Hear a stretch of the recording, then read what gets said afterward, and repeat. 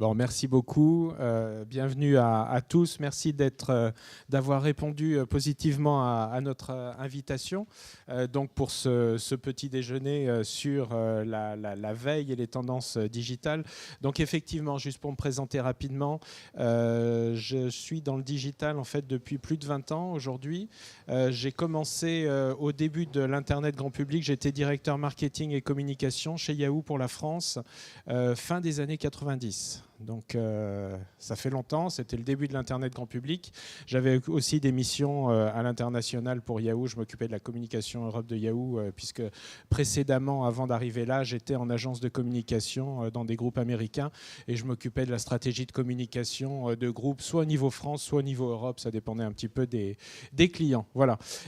Et donc après, j'ai continué dans le digital. Je suis passé au Crédit Agricole dans la filiale Nouvelles Technologies où on a créé un fournisseur d'accès Internet et 46 portails régionaux, un parc caisse régional du Crédit Agricole. On est parti de la feuille blanche, c'était une start-up. Voilà. Et puis donc du coup, depuis 10 ans, j'ai monté mon entreprise qui est un cabinet de conseil sur la partie digitale. On travaille avec une méthodologie qu'on appelle la codigitalisation. On va travailler avec les équipes en fait pour transmettre. Ça, c'est quelque chose d'important. On travaille plus comme des agences de com traditionnelles où on prend un brief, on va réfléchir, on est super brillant et super intelligent et puis on produit la sacro-sainte vérité.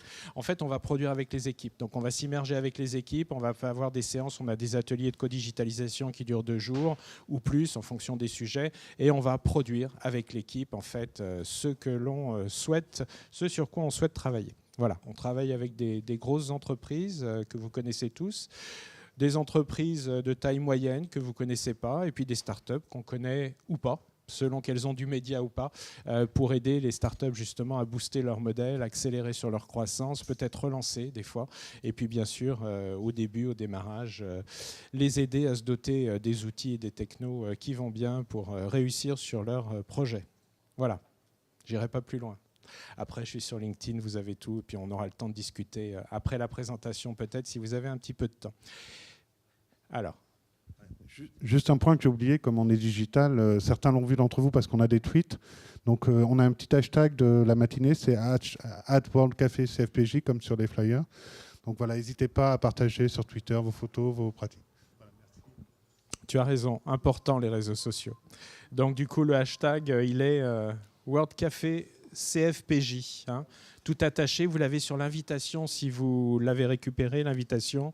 Voilà. Alors, ce matin, on a un certain temps ensemble, à peu près 1h30, peut-être 2 heures, hein, on va voir. Ensuite, il y a effectivement un petit buffet qui nous attend pour pouvoir prolonger un peu les discussions. Alors, j'ai préparé une présentation, évidemment. Hein, mais surtout, ce que je voudrais, n'hésitez pas, on est surtout là pour partager en fait, et échanger hein, sur des pratiques, sur des exemples, sur des cas, poser des questions. Ne soyez pas d'accord avec moi, challengez-moi, échangeons un peu nos pratiques, nos visions. Si vous avez vécu des choses sur des éléments là, que je vais présenter, n'hésitez pas à témoigner. Je pense que c'est important. On va autant apprendre de ce qu'on va partager que de ce que je vais présenter, je pense. Hein. Donc, on va le faire interactif si vous êtes OK. Hein. N'hésitez pas à m'interrompre à des moments, parce que sinon, il n'y a que moi qui vais parler pendant 1h30, 2 heures. Ça va être lassant pour vous et puis fatigant pour moi. Donc oui, on rompt le rythme et puis hein, venez, réagissez, interrompez. OK ? N'hésitez pas. Alors, donc ce que je vais vous présenter, c'est issu de DigiSlide. En fait, on est issu de notre expérience. On est dans la structure, on est trois partenaires là. Et en fait, on est tous issus de direction marketing ou digital et d'agence. Donc on a fait les deux côtés tous, on a tous plus de 25 ans d'expérience, donc on n'est plus des tout jeunes non plus, mais ça a des avantages aussi.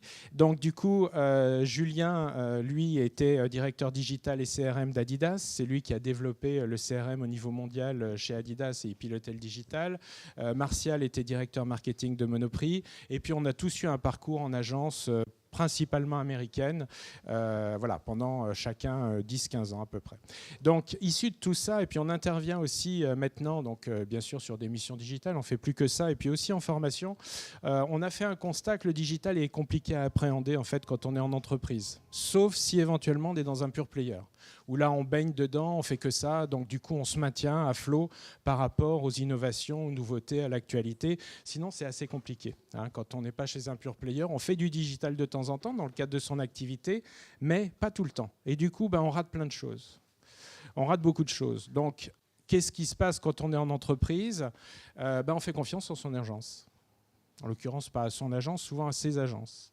Et est-ce que les agences sont les plus à la pointe sur le digital ?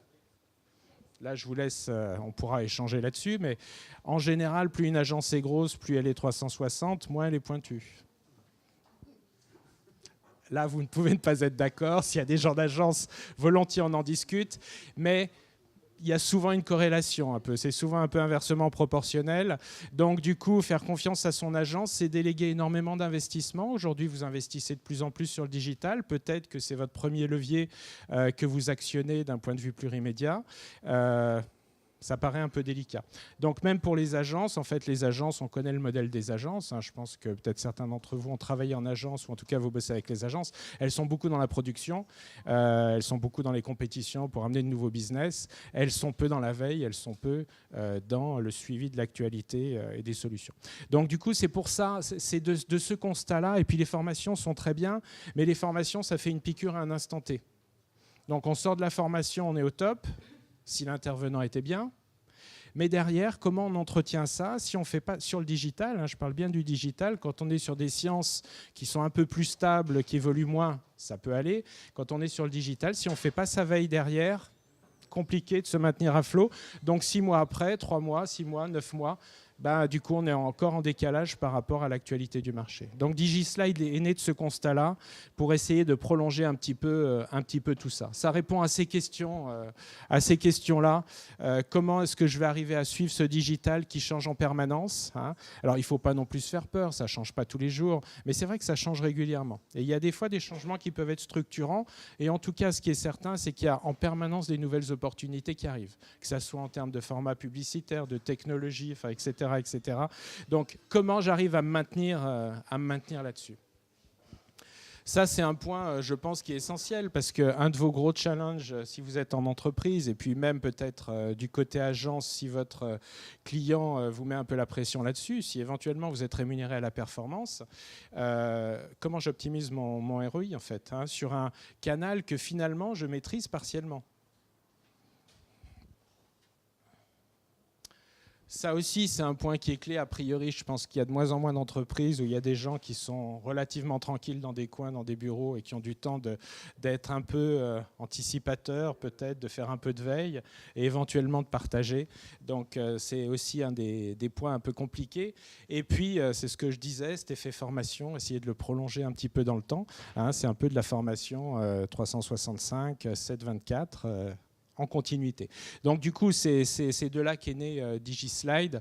L'idée, c'est que tous les mois, on mette à disposition de nos abonnés 25 des meilleurs cas digitaux qui soient les plus inspirants et les plus utiles en fait, pour les marques, pour piloter leur plan d'action digitaux. Bon, ça, je vais le passer. Tout ça, c'est fourni... Comment ? C'est fourni en PowerPoint sans masque, donc du coup vous pouvez directement les réintégrer dans vos présentations. Et puis on a des options, on peut préparer des présentations sur mesure, venir former vos équipes, vous accompagner sur la stratégie et le plan d'action, mais je ne vais pas m'appesantir là-dessus. Voilà un peu le contenu de l'offre. Donc en fait, ce que je vais vous présenter sont des slides. Alors c'est une compilation, des slides qu'on fournit à nos abonnés. J'ai principalement pris là, depuis le début de l'année 2018.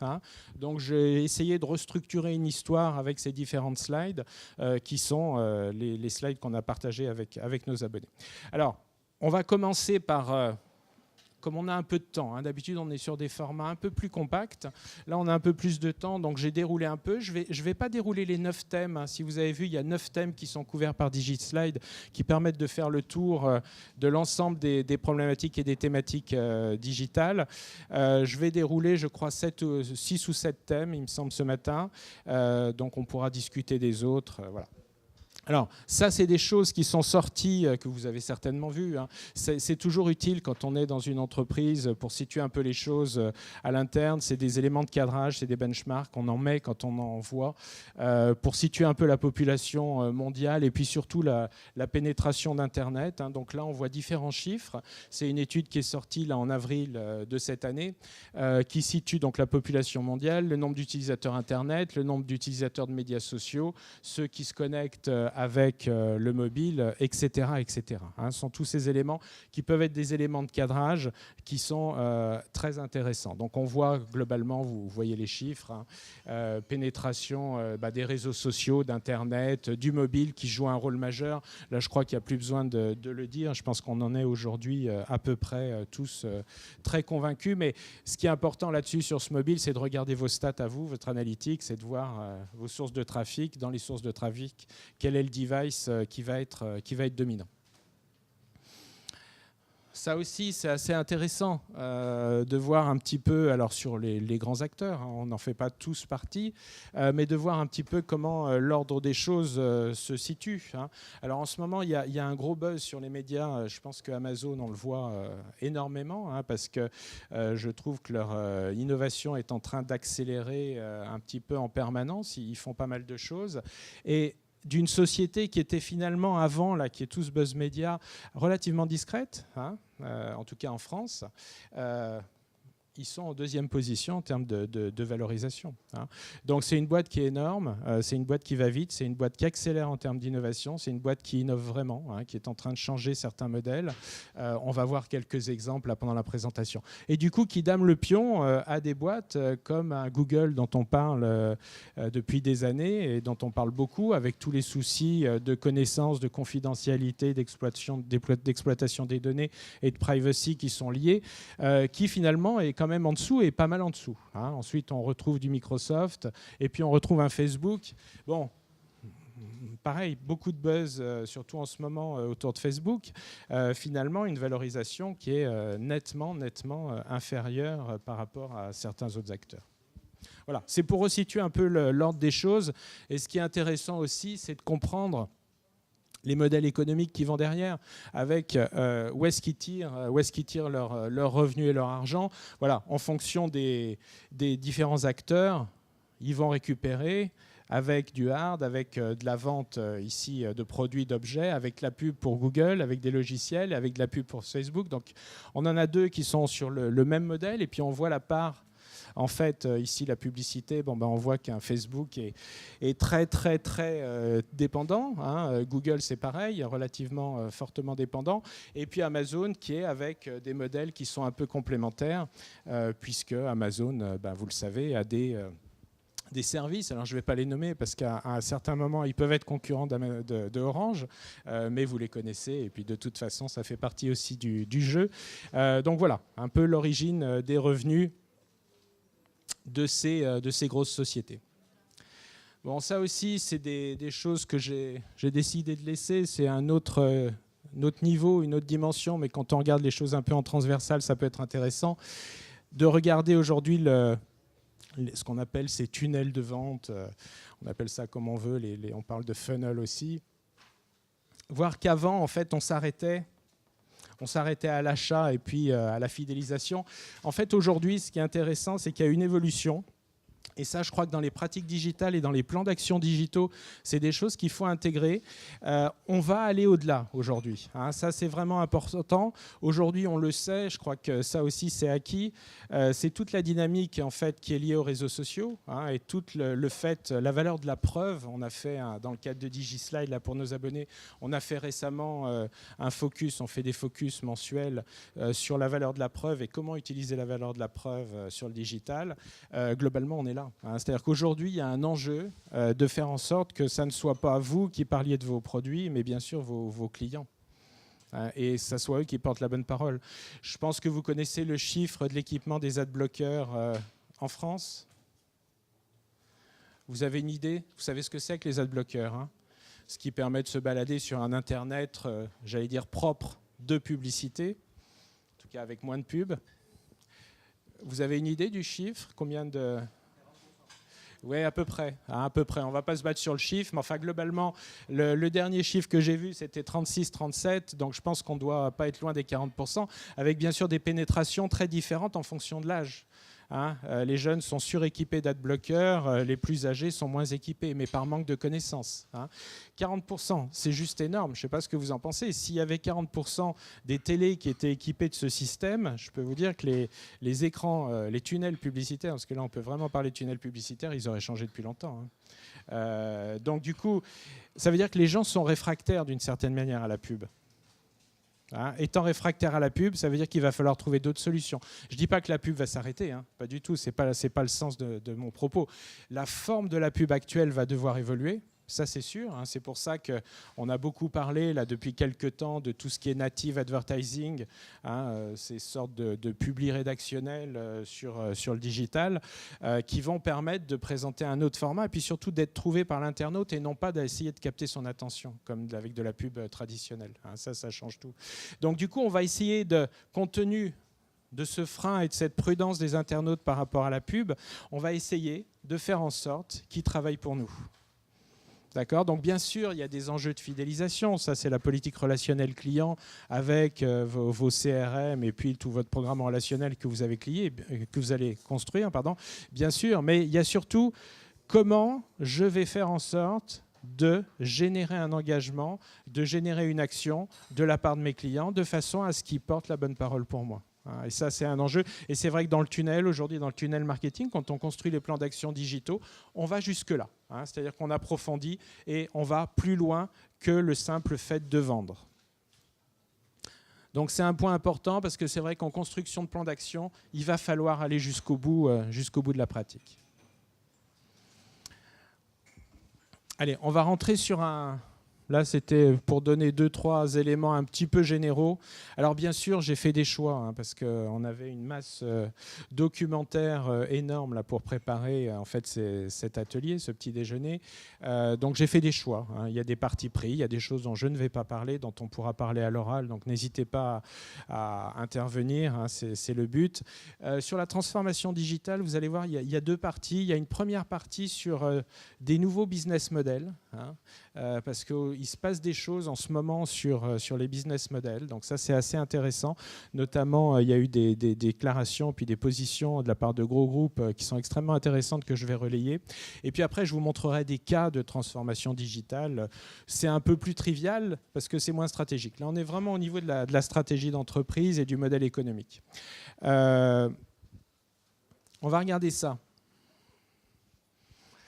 On va parler de nouvelles tendances de consommation, en fait, nouvelles façons de consommer qui sont amenées, entre autres, par le digital. Pas que, c'est aussi une évolution sociétale un peu plus profonde, mais entre autres, le digital accélère ça. Alors, on a peut-être déjà, parmi nous, là, déjà une voiture qui ne nous appartient pas, qu'on loue. Peut-être, ça existe déjà depuis longtemps. Bon, aujourd'hui, ça s'intensifie, puis le modèle même de la voiture est en train d'évoluer. Je vous montrerai l'exemple de l'offre Mercedes, mais il y a des constructeurs américains qui le font aussi, il y en a d'autres. Les modèles changent. Aujourd'hui, ce qui est intéressant de voir, c'est qu'on a la possibilité de consommer différemment, c'est-à-dire de consommer en louant. Ça veut dire quoi? C'est-à-dire en ne possédant pas. Une différence par rapport à des anciennes générations, où le fait de posséder, d'avoir était important. Donc, on va le creuser un peu, ça. Le consommateur a bougé. En tout cas, il y a des solutions. Les entreprises proposent des solutions pour qu'on aille sur un mode de consommation qui soit alternatif, qui soit différent. Quand on regarde ça, en fait, si on se place du point de vue du conso, et c'est vrai que pour le digital, le client est essentiel, ce qui est important aujourd'hui, et ça vous le voyez, parce que quand on voit même des annonces de jobs, il n'y a plus de directeur marketing aujourd'hui, c'est des directeurs de l'expérience client. C'est assez intéressant l'évolution de la sémantique là-dessus. Donc en fait, les gens, au-delà de consommer, ils veulent surtout vivre des expériences. Et du coup, c'est peut-être pas un engagement à long terme. C'est peut-être des choses qui sont plus court-termistes, plus peut-être moyen terme. On veut profiter de quelque chose. Donc ça, c'est essentiel quand on intègre ça, parce que pour une entreprise, en termes de modèle, hein, c'est vraiment... Là, on va révolutionner un petit peu sa façon de faire son entreprise, son business et son commerce. Il faut passer de la vente d'un bien à celui d'un usage. Très différent. Hein. Il y avait Netflix, là, il y avait Deezer. Bon, est-ce qu'il y en a encore qui achètent des CD ici ? Alors, je suis sûr que dire ça, déjà, il y a des plus jeunes. Alors déjà, ils doivent se dire, mais de quoi il parle, ce gars-là ?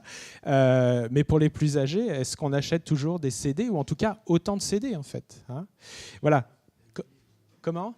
Alors maintenant, ça revient à des choses que les petits jeunes ne doivent même pas comprendre. C'est des vinyles, c'est un truc qui n'existait plus. Bon, ça, c'est le côté vintage qui revient régulièrement, quoi. C'est des cycles, tout ça. Bon. Mais intéressant, hein. Donc, la vente d'un usage. Ça, c'est un sujet intéressant quand on parle de transformation digitale, hein, parce que quand on intervient dans les entreprises, c'est à un moment donné, on va réfléchir sur son offre. Comment on va faire changer son offre ?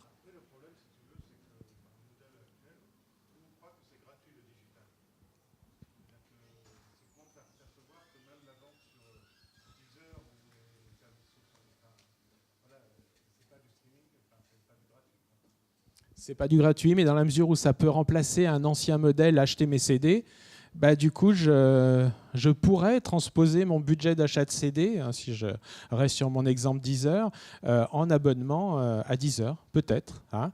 Mais effectivement, hein, je suis tout à fait d'accord, et ça, je crois qu'on le partage tous. Il y a toujours ça, en tout cas, quand on parle digital et Internet, c'est gratuit, ou en tout cas, il y a des bons coups à faire, quoi, c'est pas cher. Hein. Donc, c'est vrai que c'est un point qu'il faut intégrer.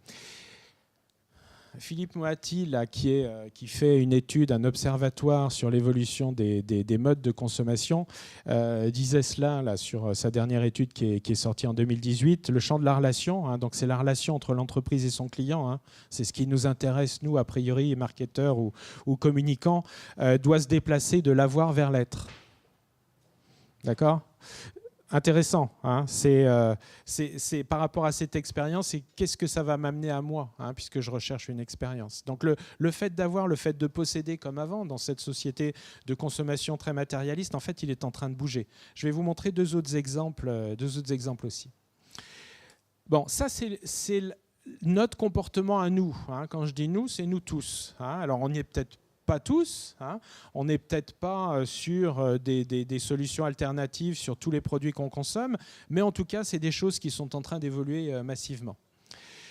L'impact que ça a, c'est qu'on va transformer les business models des entreprises. Hein. Là, je vais vous montrer 2-3 citations. Donc ça, c'est François-Henri Pinault, là, en début d'année. Hein. C'était en février cette année, quand il présentait les résultats de son groupe. Regardez ce qu'il disait. Donc déjà, il commence, il dit 2017, une année phénoménale. Donc imaginez, dans le groupe Kering, quand ils disent phénoménal, hein, combien de centaines de millions ça veut dire, ça doit être assez important. Bon. Donc ça veut dire quoi ? Ça veut dire que tout va bien. C'est ça qu'il nous dit. Hein. Tout va bien, voire tout va très bien. Bon. Malgré tout, regardez ce qu'il dit, nous travaillons sur des scénarios de rupture, alors que tout va bien. Quand tout va bien, honnêtement, les entreprises ont tendance à se mettre en position un peu relax et tranquille.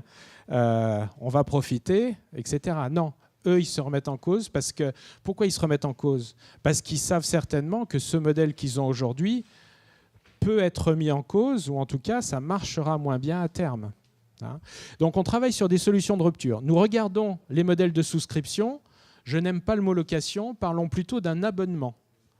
Cela n'existe pas dans le luxe. Donc, quelque part, ils se mettent en danger. Hein, parce qu'ils vont essayer d'inventer un truc qui n'existe pas. Mais pourquoi ils prennent cette peine-là, ou ils font ces efforts-là ? Parce qu'ils ont constaté que les modes de consommation évoluent, hein, ce qu'on a présenté précédemment, alors que tout va bien. Regardez, patron d'IKEA à Davos, là, c'était en janvier 2018, donc c'est vraiment récent. Ce qu'il nous dit là, je veux tester des solutions radicales en termes de business model. Pareil, il est exactement dans la même dynamique. À Londres, par exemple, les gens sont de passage, ils ne veulent pas créer un foyer. La location est un modèle intéressant. Après l'ère de la consommation de masse, nous entrons dans l'ère de l'économie circulaire. Vous voyez, on est tout va dans le même sens. L'économie circulaire, ça veut dire que un produit, oui, je vais l'utiliser à un moment, puis après, je ne l'utilise plus. J'ai fait mon expérience, j'ai fait mon usage. Il va servir peut-être à d'autres. Et on va réutiliser en fait ce produit de manière circulaire. Puis à un moment donné, quand il faudra le détruire, peut-être qu'on va le recycler, etc., etc. Il servira à autre chose.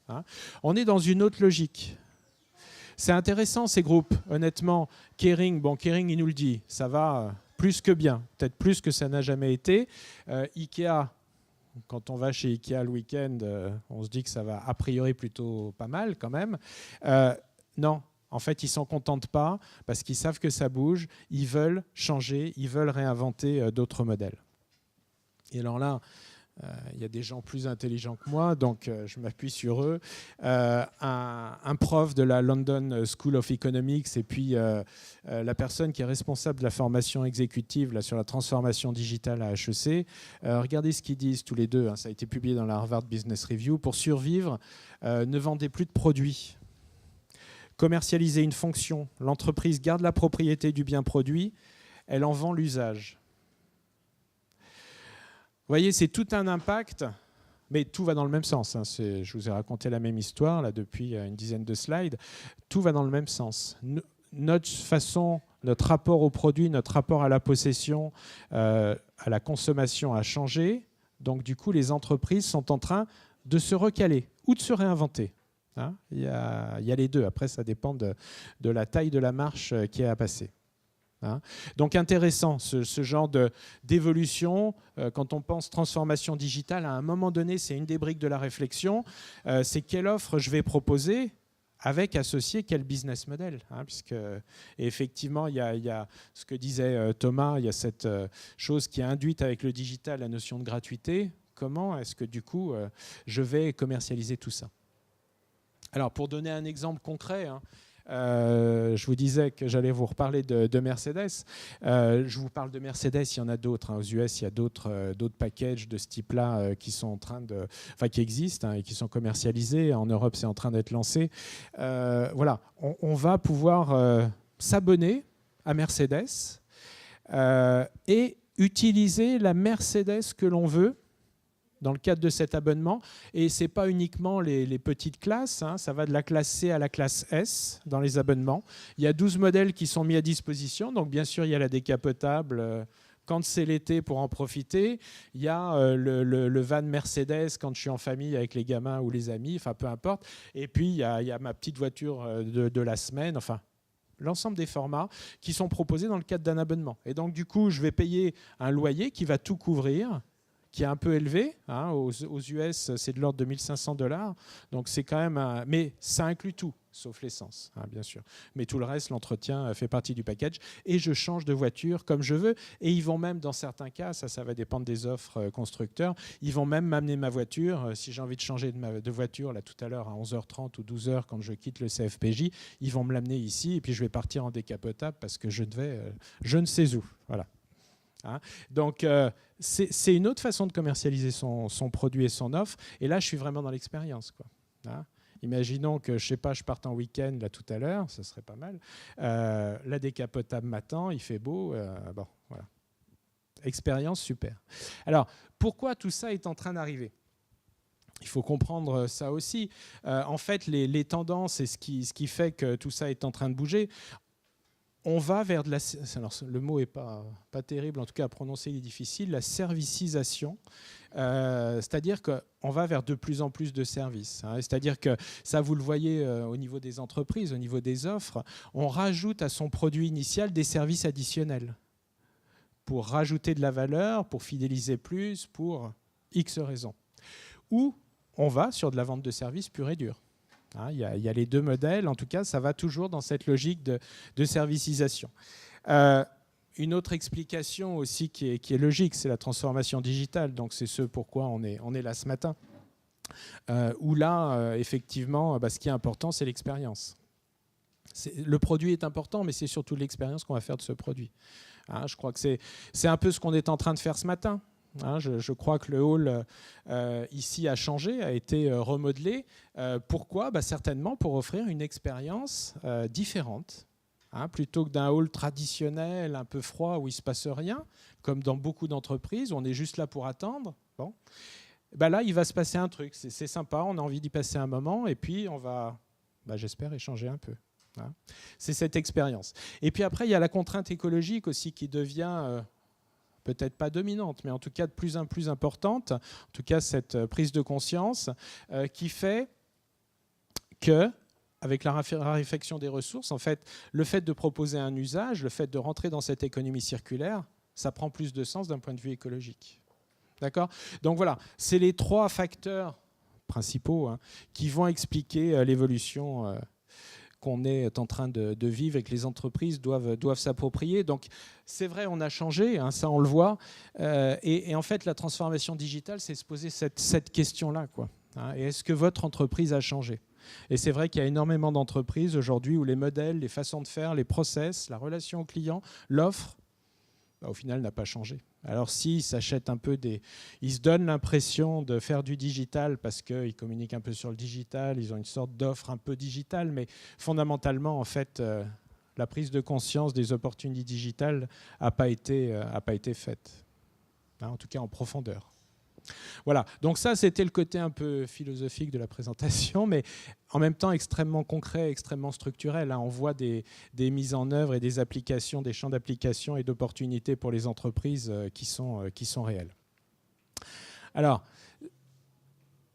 vous n'hésitez pas à m'interrompre hein, et à témoigner si vous avez, vous, des expériences, des vécus, des cas autour de ça. N'hésitez pas à partager, ça sera enrichissant. Oui.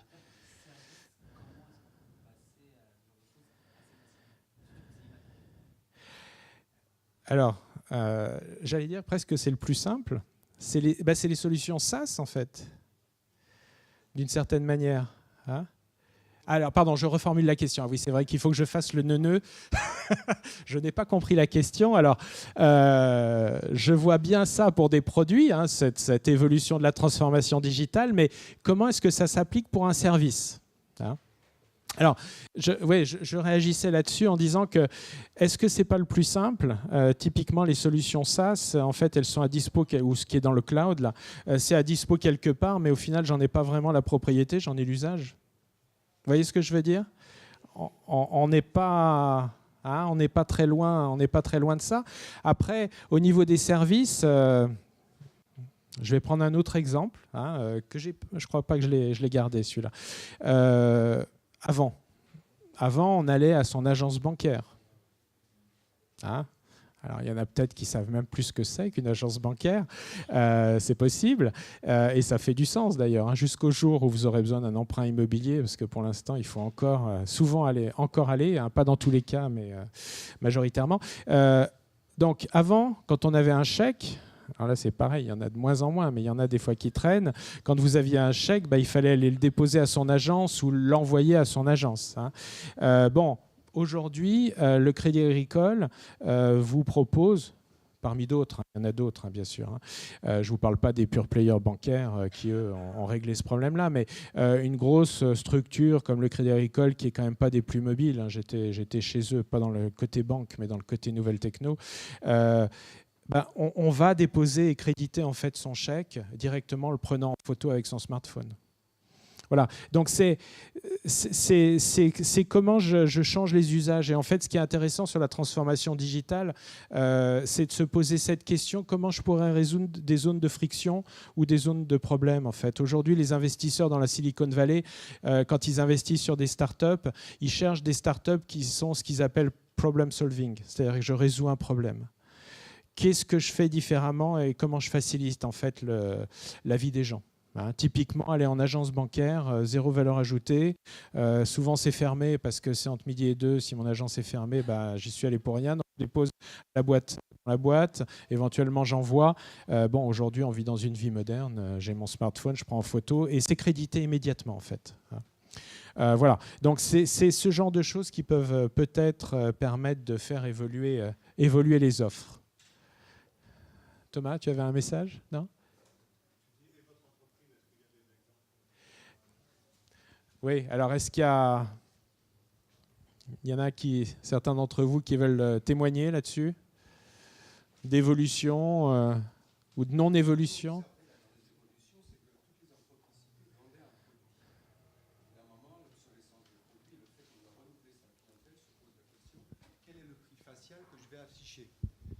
Quand on regarde Deezer, tout ce qu'ils ont fait, c'est proposer de l'abonnement avec un prix facial par rapport à une quantité de services qui était bien plus que les autres.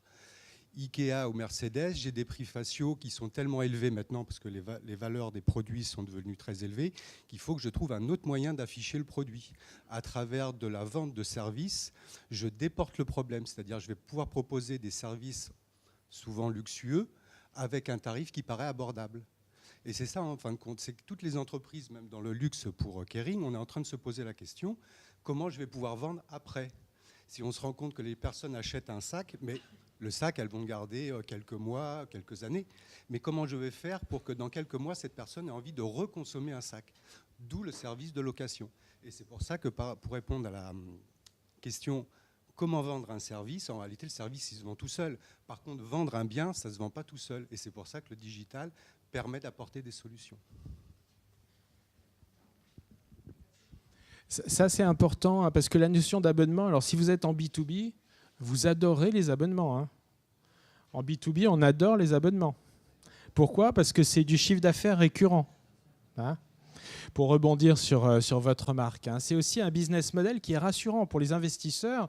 Si vous cherchez à lever des fonds, vous leur dites « on a un abonnement et on est en B2B », déjà, ils commencent à ouvrir les paupières et ils vont se dire qu'ils vont passer un quart d'heure avec vous. C'est extrêmement important, hein, parce qu'il y a cet enjeu de la fidélisation et c'est vrai que c'est aussi un des problèmes liés au digital. Le digital a fait exploser la notion de fidélisation. Hein, aujourd'hui, la fidélisation client est très très relative parce qu'avec le digital, en fait, on a un accès à une offre qui est multiple. Hein, extrêmement diversifiée. Donc, avec des niveaux de prix, honnêtement, le prix, c'est plus un marqueur aujourd'hui. Hein. Est-ce que ça vaut 10, 50 ou 2 posez jamais la question dans un avion à vos voisins là, combien ils ont payé leur billet d'avion ou dans un hôtel combien ils ont, ou sur un voyage parce que ça peut faire mal. Alors, si c'est nous qui avons payé le moins cher, on est content, mais pas obligatoirement. Hein. Donc ça, c'est important. Hier, j'intervenais dans un tout autre univers, mais c'est intéressant aussi, c'est un des avantages du digital. J'étais avec une coopérative agricole. C'est très loin, a priori, de ce que vous pouvez vivre. Hein. Mais néanmoins, c'est un secteur qui bouge beaucoup aussi.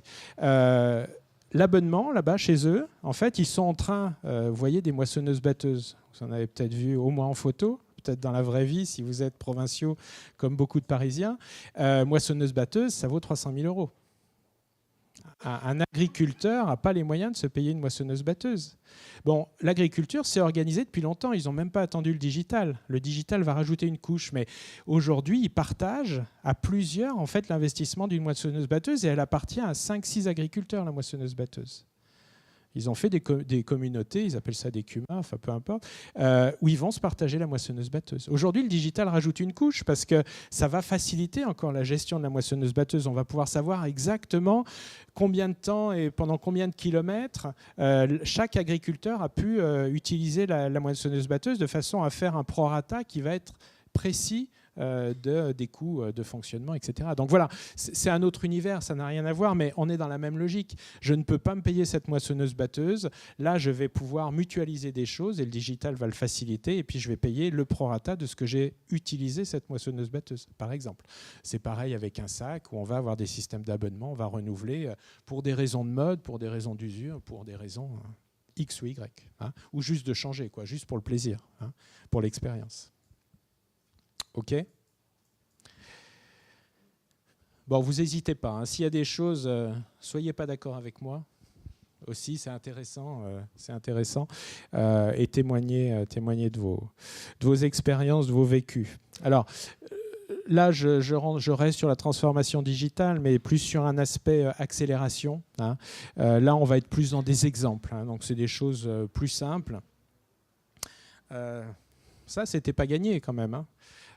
Airbnb est en train de déployer en fait une offre hôtel. C'était pas gagné quand même. Hein, quand on pense à l'origine en fait du concept d'Airbnb, qui est de proposer à des gens comme nous, à des particuliers, de mettre à disposition une chambre, un canapé, un appartement, une maison à des gens qu'ils ne connaissent pas, qui se mettent à commercialiser de l'hôtel.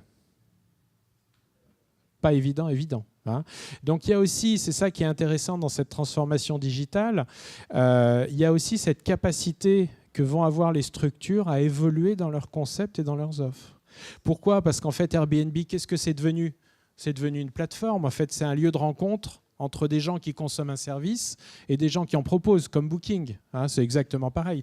Donc en fait, aujourd'hui, ils se servent de la puissance et du flux des visiteurs pour proposer d'autres solutions d'hébergement, parce qu'au final, c'est de l'hébergement. Au début, c'était de l'hébergement entre nous tous, là, pas cher, enfin, plutôt pas cher et des fois sympa. Maintenant, ils montent d'un niveau et ils vont proposer d'autres types d'hébergement. Ils sont même allés, je l'ai pas mis, ils sont en train de se faire construire aux États-Unis des immeubles Airbnb. Il y a des projets qui sont lancés, là, ils sont en construction, ils se font construire des immeubles qui vont louer à la façon Airbnb, quoi, hein, à la nuit, à la semaine, au mois, enfin peu importe, comme les gens voudront les consommer, mais ça appartiendra à Airbnb.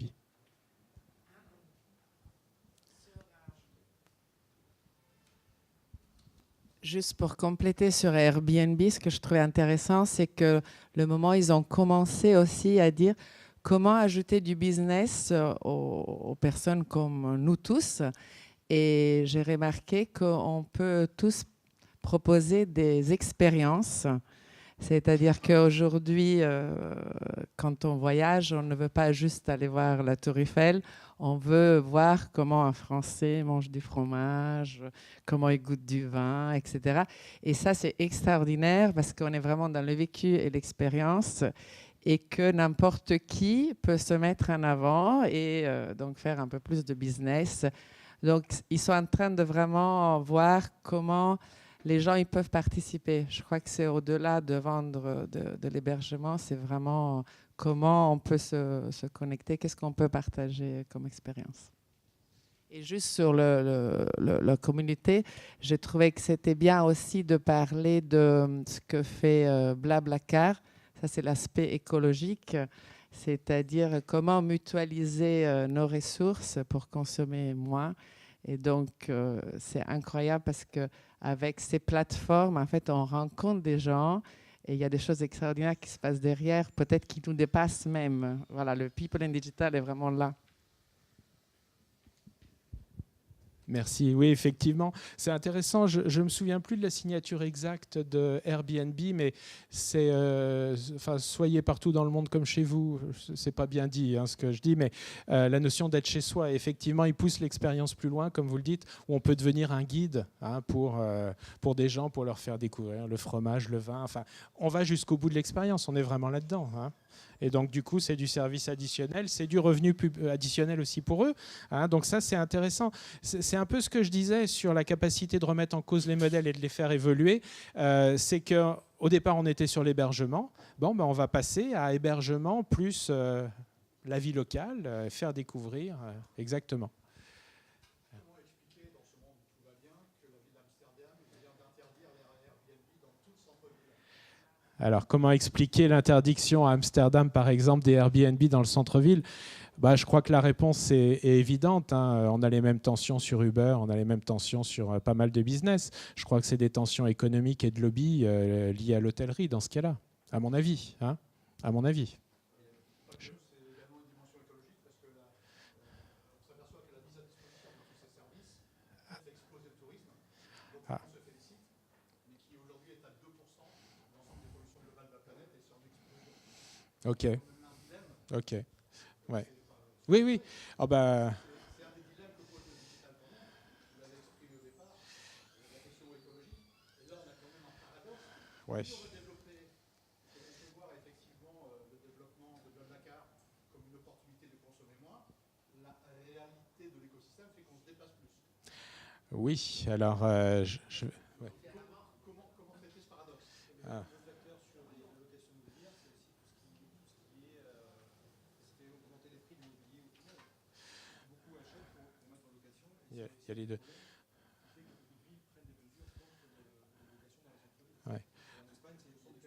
Ah, alors, je vais tenter de reformuler pour la vidéo, hein. Donc, votre commentaire qui est juste, hein, c'est que Amsterdam a interdit Airbnb dans le centre-ville, et votre explication, c'est parce qu'il y a de plus en plus de déplacements, donc du coup, problèmes environnementaux, enfin, explosion du tourisme, etc. Autre argument qui est que les prix de l'immobilier sont en train d'augmenter parce qu'il y a des gens qui font des placements pour mettre en location Airbnb. Oui, tout ça, mais là, est-ce que c'est les entreprises ou les collectivités qui doivent prendre la mesure de ça? Je crois que c'est notre responsabilité individuelle. Enfin, là, c'est une réponse perso, hein. Je crois qu'on est tous partis... Enfin, combien de fois on est dans sa voiture tout seul, quoi? Ça ne nous gêne pas. Ça ne nous gêne pas. Donc, je trouve qu'il y a un peu d'hypocrisie là-dessus. Je trouve qu'on consomme tous des produits qui viennent du bout du monde. On part tous en voyage à l'autre bout du monde. Enfin, honnêtement... je trouve qu'il y a beaucoup d'hypocrisie sur cet aspect-là. Mais bon, commençons déjà à consommer ce qui se produit là dans le moment. Arrêtons d'aller voyager au bout du monde. Et puis, OK, à ce moment-là, on parlera d'autre chose. Mais je pense que c'est individuellement... Enfin, là, ça dépasse notre sujet digital. Mais les politiques, oui, les politiques d'une ville, toute l'organisation, la mairie peut se mettre à faire des choses. Mais bon, c'est plutôt nous qui sommes concernés, à mon avis.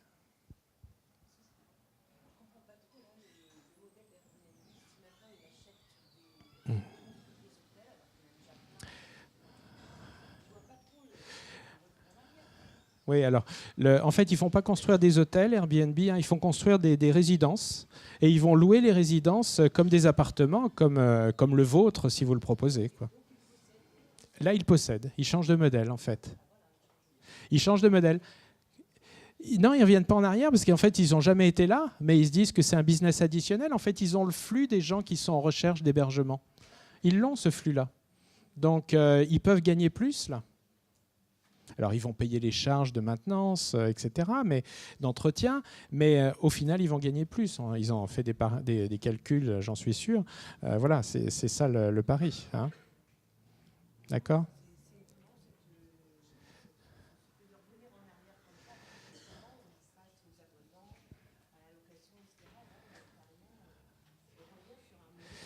On revient sur un modèle traditionnel, mais il y a du business.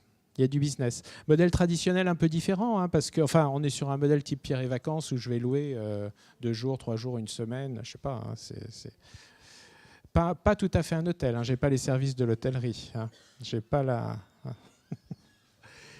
Oui, il y a une question, pardon.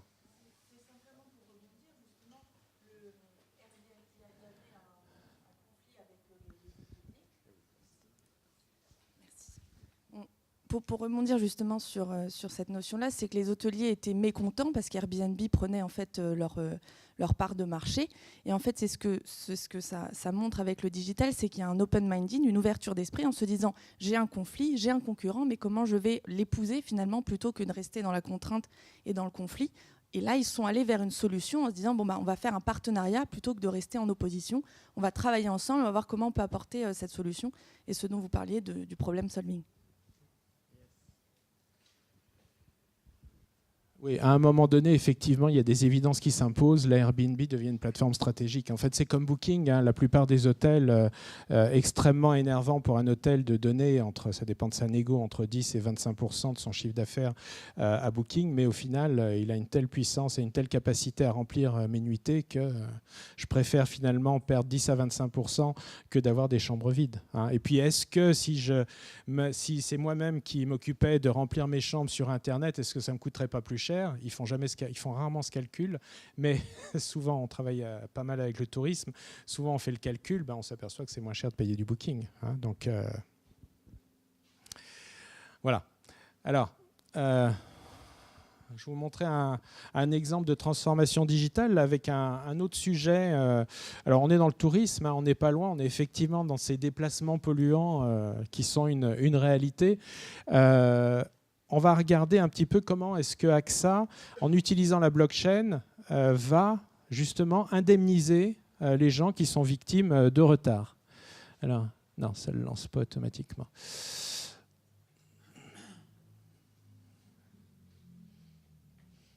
Ah, il n'y a pas le son, excusez-moi. Attendez, je vais vous le refaire. De la compagnie aérienne, vous avez une assurance. Vous n'aimez pas les retards d'avion. Mais quand ça arrive, que faire à part espérer un petit geste de la compagnie aérienne? Vous avez une assurance voyage? Très bien. Mais êtes-vous couvert contre le retard d'avion, quelle que soit la cause du retard? Pas certain. Et si vous avez droit à une indemnité, elle est souvent compliquée à obtenir. Chez Fizi, nous transformons votre retard en euros. Achetez Fizi sur fizi.axa et soyez indemnisé instantanément. Pas de déclaration de sinistre, pas de formulaire, pas de temps perdu. Fizi est une solution innovante d'assurance paramétrique. Fizi est transparent. Vous connaissez le montant d'indemnité avant votre souscription et nous le sécurisons dans une blockchain. Fizi ne peut changer les termes de votre contrat. Fizi est facile, aucun justificatif à envoyer. Si votre avion est retardé de plus de 2 heures, des outils de suivi de vol déclenchent automatiquement votre indemnité. Fizi est rapide, vous recevez une confirmation d'indemnisation dans les minutes qui suivent votre atterrissage. Fizi est sûr, votre retard est couvert dans 100% des cas, quelle que soit la cause du retard. Fizi, vous allez aimer être en retard.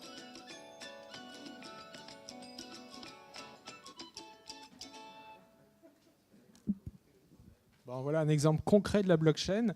On en parle pas mal de la blockchain en ce moment, hein. Si vous regardez les médias, on en parle dans l'alimentaire, enfin dans différents secteurs, extrêmement intéressant, hein. En tout cas, il y a des applications. Là, c'est extrêmement concret. C'est très simple en même temps, hein, puisqu'on a les données, on sait quel vol il a réservé, on sait l'heure d'arrivée, l'heure de départ et l'heure d'arrivée théorique. Après, on constate l'heure d'arrivée réelle. Et puis, ça déclenche automatiquement, sans avoir multiples papiers à faire, appeler 250 fois la compagnie, et puis quand ils vous remboursent, ils oublient des choses qui sont des choses légales liées à l'Europe. Enfin voilà, là, tout ça est réglé, hein. Bon, ça aussi, c'est intéressant. Alors, en ce moment, il fait plus que l'actualité, et puis c'est vrai qu'il est plus que assez révolutionnaire ou innovant. Après, on va voir ce que ça va délivrer réellement, mais enfin, c'est quand même la seule personne au monde. On travaille avec l'agence spatiale, donc du coup, on a quelques retours là-dessus. Personne dans le métier du spatial n'imaginait qu'une fusée puisse réatterrir et puisse être réutilisée. Personne, hein. Vous demandiez à des gens, des ingénieurs, des gens qui sont là-dedans depuis 30 ans, ils vous disaient c'est impossible. Il l'a fait, hein. C'est un particulier, un privé, hein, effectivement, c'est plus du domaine d'un pays ou d'un continent ou d'un gouvernement. C'est un particulier qui l'a fait. Ça a décollé, personne n'y croyait, hein. Avant qu'il fasse partir, tous les gars disaient ouais, on va voir. On a vu. Ça a atteint l'objectif et puis surtout, ça s'est reposé et les deux se sont reposés en même temps, quoi. Enfin, un truc de fou. Si vous avez vu la vidéo, c'est juste... Bon, là, il est en train... Alors, il a une boîte, là, le nom est intéressant, Boring Company. C'est assez intéressant. La compagnie ennuyeuse, quoi. Regardez, là, je vais vous montrer la vidéo. Non. C'est ça, effectivement. Alors, regardez la vidéo.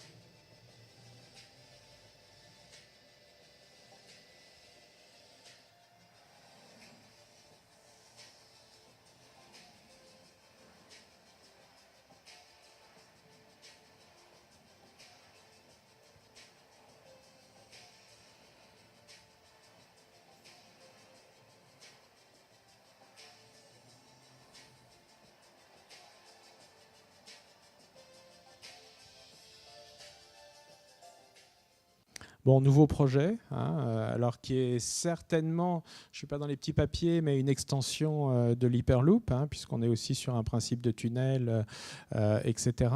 Hein, mais une nouvelle vision en fait de ce que pourrait être la circulation de demain.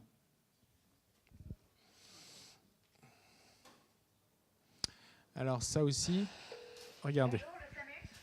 Bonjour le SAMU. Bonjour le SAMU. S'il vous plaît, il faut venir vous aider. Madame, monsieur, on pourrait savoir où vous êtes. Bonjour le SAMU. Bonjour le SAMU. Bonjour le SAMU. Bonjour le SAMU.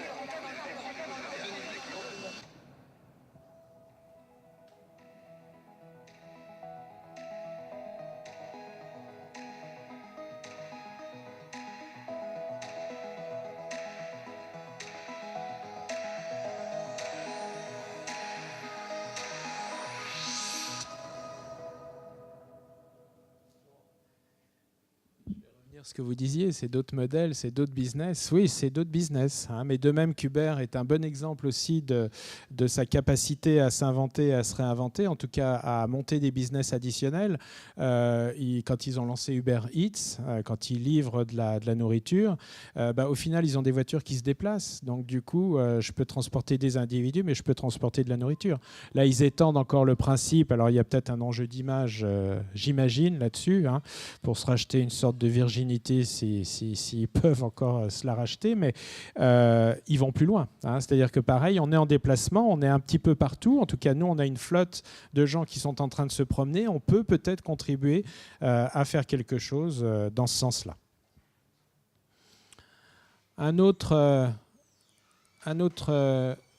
modèle... Alors, non, il n'y a pas de vidéo sur celui-là. Le Figaro qui lance un magazine 100% digital. Hein, donc qui est quand même, là aussi, c'est une transformation profonde. Hein, si vous avez travaillé dans l'industrie du papier, la presse, les magazines, etc., le papier, c'est quelque chose hein, pour eux. Hein, c'est-à-dire que quitter le papier, c'est comme s'ils se coupaient une jambe et plus qu'une jambe. Hein. Parce que c'est leur histoire, c'est ce qu'ils aiment et c'est là où ils font leur business. Hein. Là, ils se lancent sur une cible bien précise, hein, des 25-35, donc ils savent très bien qu'ils auront du mal à le capter avec le papier et les modèles traditionnels. Donc ils se lancent avec un magazine qui s'appelle Mad, qui va présenter la mode et puis d'autres sujets avec un ton éditorial bien spécifique pour cette cible-là. Et puis bien sûr des formats qui sont spécifiques. À minima, c'est toutes des choses qui sont shootées en vertical. Hein, ça, c'est aussi un sujet, je ne le développe pas plus que ça là aujourd'hui, mais aujourd'hui, nos contenus, comme ils sont lus sur mobile, il faudrait qu'ils soient verticaux. Hein, et on continue à shooter comme ça. Okay, il y a vraiment une urgence et une évolution là à prendre sur le format des contenus. Alors on en discutait là tout à l'heure avec certains d'entre vous là avant qu'on démarre. Je trouve que La Poste en ce moment fait des choses qui sont juste incroyables pour une... Je vais la qualifier de vieille dame, je ne devrais pas, parce que là, elle est en train de nous prouver que ce n'est pas du tout une vieille dame, mais en tout cas, une institution qu'on aurait pu se dire qu'elle serait lourde à bouger, et elle l'est certainement, mais ils sont en train de faire des choses qui sont phénoménales. Vous avez vu qu'ils vont livrer le dimanche. Vous avez vu qu'ils se sont occupés là, cet été des personnes âgées à leur domicile pour sécuriser qu'elles allaient bien. Enfin, c'est quand même des évolutions de métier et des révolutions qui sont... Alors, ils restent dans leur ADN qui est la proximité hein, et le lien entre les gens. Hein, mais ils l'exploitent d'une autre façon. Regardez ici, là c'est à Marseille, c'est un test, hein, ça vient d'être lancé. On va pouvoir se faire livrer par le facteur les médicaments que le médecin nous a prescrits. Quand on est une personne âgée et qu'on a du mal à se déplacer, ça peut être un service intéressant. Qu'est-ce qu'il suffit de faire ? On va photographier son ordonnance, hein, donc sa prescription, on va l'envoyer à travers une application directement au pharmacien. Le pharmacien, la demande est aussi envoyée à la Poste hein, pour que la Poste soit au courant qu'il va falloir récupérer des médicaments à telle pharmacie. Le postier vient récupérer les médicaments une fois qu'ils sont prêts. Il les livre à la personne, au malade.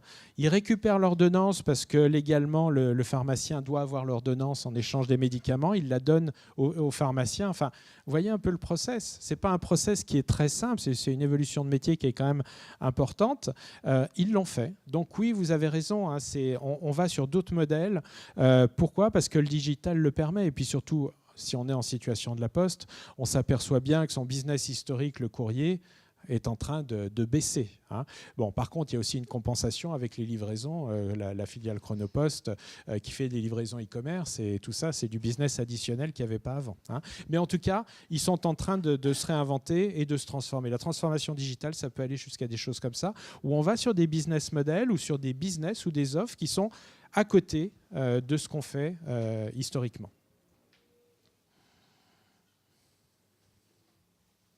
Il y en a dans certaines entreprises qui veulent témoigner d'actions que vous avez faites, qui sont un peu à côté, vraiment en termes de transformation. Est-ce que vous vivez des choses comme ça? Vous testez peut-être des choses? Non? Bon. Allez, on continue. N'hésitez pas à injecter des expériences. Le e-commerce. Alors, il y a eu un chiffre qui a été communiqué là récemment par Bezos. On n'avait pas vraiment de données là sur le poids de ces services de livraison Amazon Prime. Ça aussi, dans la transformation digitale, hein, l'enjeu de la livraison devient majeur aujourd'hui parce qu'on a un niveau d'exigence qui est extrêmement élevé. Il a communiqué des premiers chiffres hein, sur les abonnés, donc c'est quand même énorme. Hein.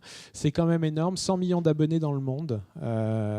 C'est extrêmement important. Voilà le nombre de colis, hein, 5 milliards de colis. Alors j'aurais pu préparer et faire le calcul moyen par abonné, mais enfin on est capable de le faire à peu près. Ça doit être 500 colis, c'est ça ? En moyenne par personne. Bon, enfin, si quelqu'un a une calculette, vous sécurisez le chiffre. Mais du coup, c'est extrêmement intéressant, hein, parce que Amazon Prime, bon, le montant... on est entre 8 et je ne sais plus combien c'est en France. C'est quoi, 10 €? Je sais pas. Il y en a qui sont abonnés là? Oui, c'est ça. Oui, oui. Quoi? Annuel? Par an? Ah bah c'est moins cher que je pensais. Je pensais que c'était à peu près 100 €, moi. Non? 45, ok. Bon, alors du coup, 45, ils y vendent leur poche. Ça leur coûte plus cher que la réalité de l'abonnement. Mais bien sûr, pour eux, l'avantage, c'est la fidélisation. Hein, c'est-à-dire que je peux être livré tous les jours du produit. Tiens, je suis en train de penser, je sais pas, à des lunettes ou à je sais pas quoi. Non, ça dépend des zones. Mais il y a des pays où ils livrent dans la journée. Chez nous, je crois que c'est 2 jours. C'est combien? Ah, bah, ça, c'est clair. Alors, je vais vous... Ouais. Non, je témoigne que ça change la façon de consommer, parce que c'est vrai que, alors c'est pas sur tous les produits, mais c'est sur un grand nombre de produits. On peut avoir la livraison dans la journée, en région parisienne. Moi, j'habite en petite banlieue, hein, pas Paris, mais petite banlieue. Et la plupart, autrement, c'est le lendemain, et y compris le samedi ou le dimanche. Et surtout, c'est les frais de port gratuits. Donc tous les petits achats où voilà, on casse un couteau, on va se racheter un couteau à découper, mais c'est trop. Enfin voilà, le prix du porc est plus gros. Et là, voilà, où on a besoin. Moi, je sais que je me fais livrer maintenant de la terre pour mes plantes. J'ai jamais le temps d'aller chez Jardiland ou quoi. Hop, en 2 clics, je l'ai. Je sais que je l'ai. J'y pense le matin, le soir, je l'ai à la maison en arrivant. Enfin voilà, ça change totalement la façon de consommer. J'ai multiplié au moins par 10 mes achats sur Amazon. Enfin, je n'ai pas multiplié par 10 mes achats dans l'absolu, mais c'est passé d'une enseigne à l'autre. Ouais, super témoignage, hein, super témoignage. Mais c'est vrai que quand tout le package va bien, là, l'abonnement est pas cher, parce que 45 €, là, je suis étonné, mais c'est rien. Enfin, c'est rien. C'est rien, sur l'année, c'est rien. Et puis derrière, le service est génial. Et puis effectivement, quand on a pris l'habitude d'y penser le matin, de l'avoir le soir, bah, honnêtement, pourquoi continuer à aller chez et un Leclerc, quoi. Il va vraiment falloir y réfléchir sérieusement quand j'ai tous ces avantages-là. Hein. Alors après, oui, l'achat d'impulsion, le plaisir de choisir, etc., c'est différent, mais sur des trucs un peu rationnels dont on a besoin, c'est vraiment, vraiment extrêmement efficace. Alors ça aussi, Amazon est assez intéressant. Ils sont en train de réinventer aux États-Unis, vous savez, comment on appelait ça en fait, une sorte de chariot là, qui se déplaçait avec un camelot qui vendait des produits là, comme ça.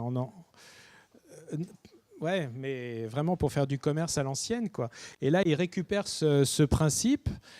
Simplement, ils vont annoncer la vente sur Internet, sur Amazon. Les gens vont pouvoir, c'est souvent sur un produit unique, mais pas que.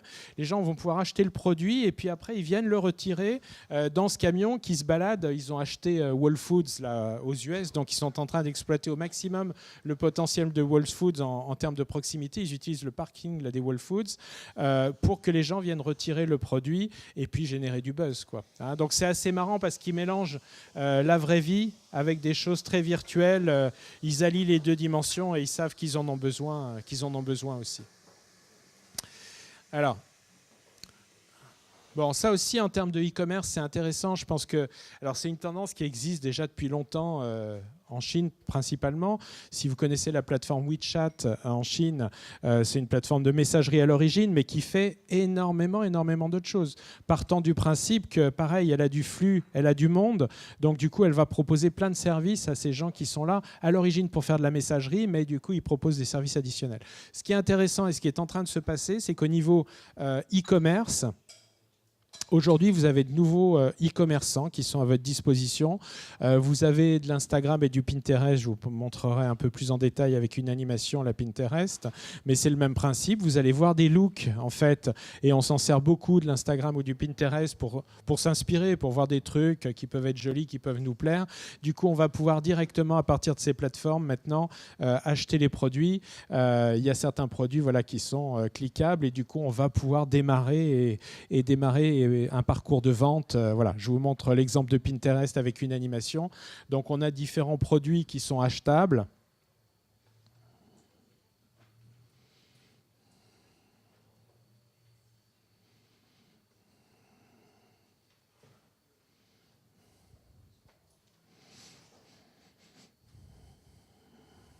Bon.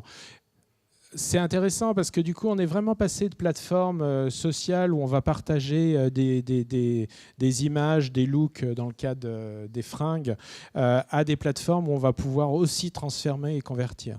Hein.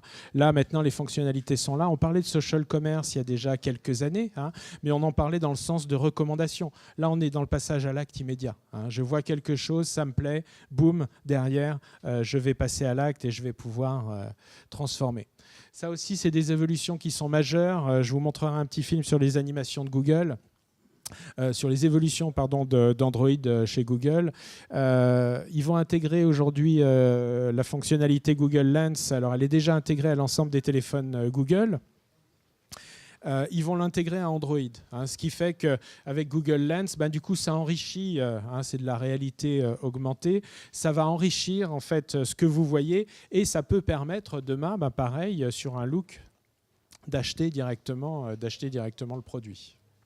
Donc, c'est des nouveaux modes de commercialisation qui vous sont proposés aujourd'hui par les plateformes. Et quand on est e-commerçant, quand on commercialise des produits, c'est des opportunités additionnelles qui peuvent être intéressantes à travailler. Ça me fait penser, c'est-à-dire la technologie, pour qu'on comprenne bien, c'est basé sur le fait que tous les lieux sont rentrés dans une base de données et quand on les prend en photographie, on a la... D'accord. Donc, comme ça se fait par exemple dans les pays asiatiques où ils n'utilisent pas beaucoup de hashtags, mais plutôt on prend en photo par exemple le tableau, vu qu'il est rentré dans la base de données, je vais pouvoir l'acheter parce qu'il est déjà rentré.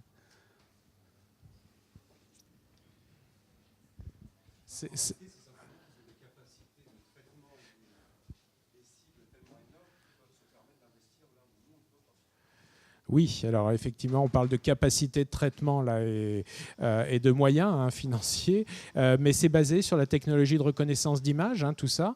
Donc effectivement, ici, je vois ce monument. On va le reconnaître et on va me raconter l'histoire associée. Il faut imaginer un produit demain, ça sera exactement la même chose. Hein. D'accord ? Donc voilà, c'est des technos qui se sont mis au point là, sur les dernières années, tout ce qui est reconnaissance d'image. On le voit, c'est appliqué aussi en Asie. L'Asie est vraiment très en avance par rapport à nous sur pas mal d'aspects du digital. En Asie, on va payer avec de la reconnaissance faciale. hein. C'est-à-dire que je ne sors plus de carte bancaire, je ne sors plus de téléphone avec du NFC qu'on n'a pas encore ici.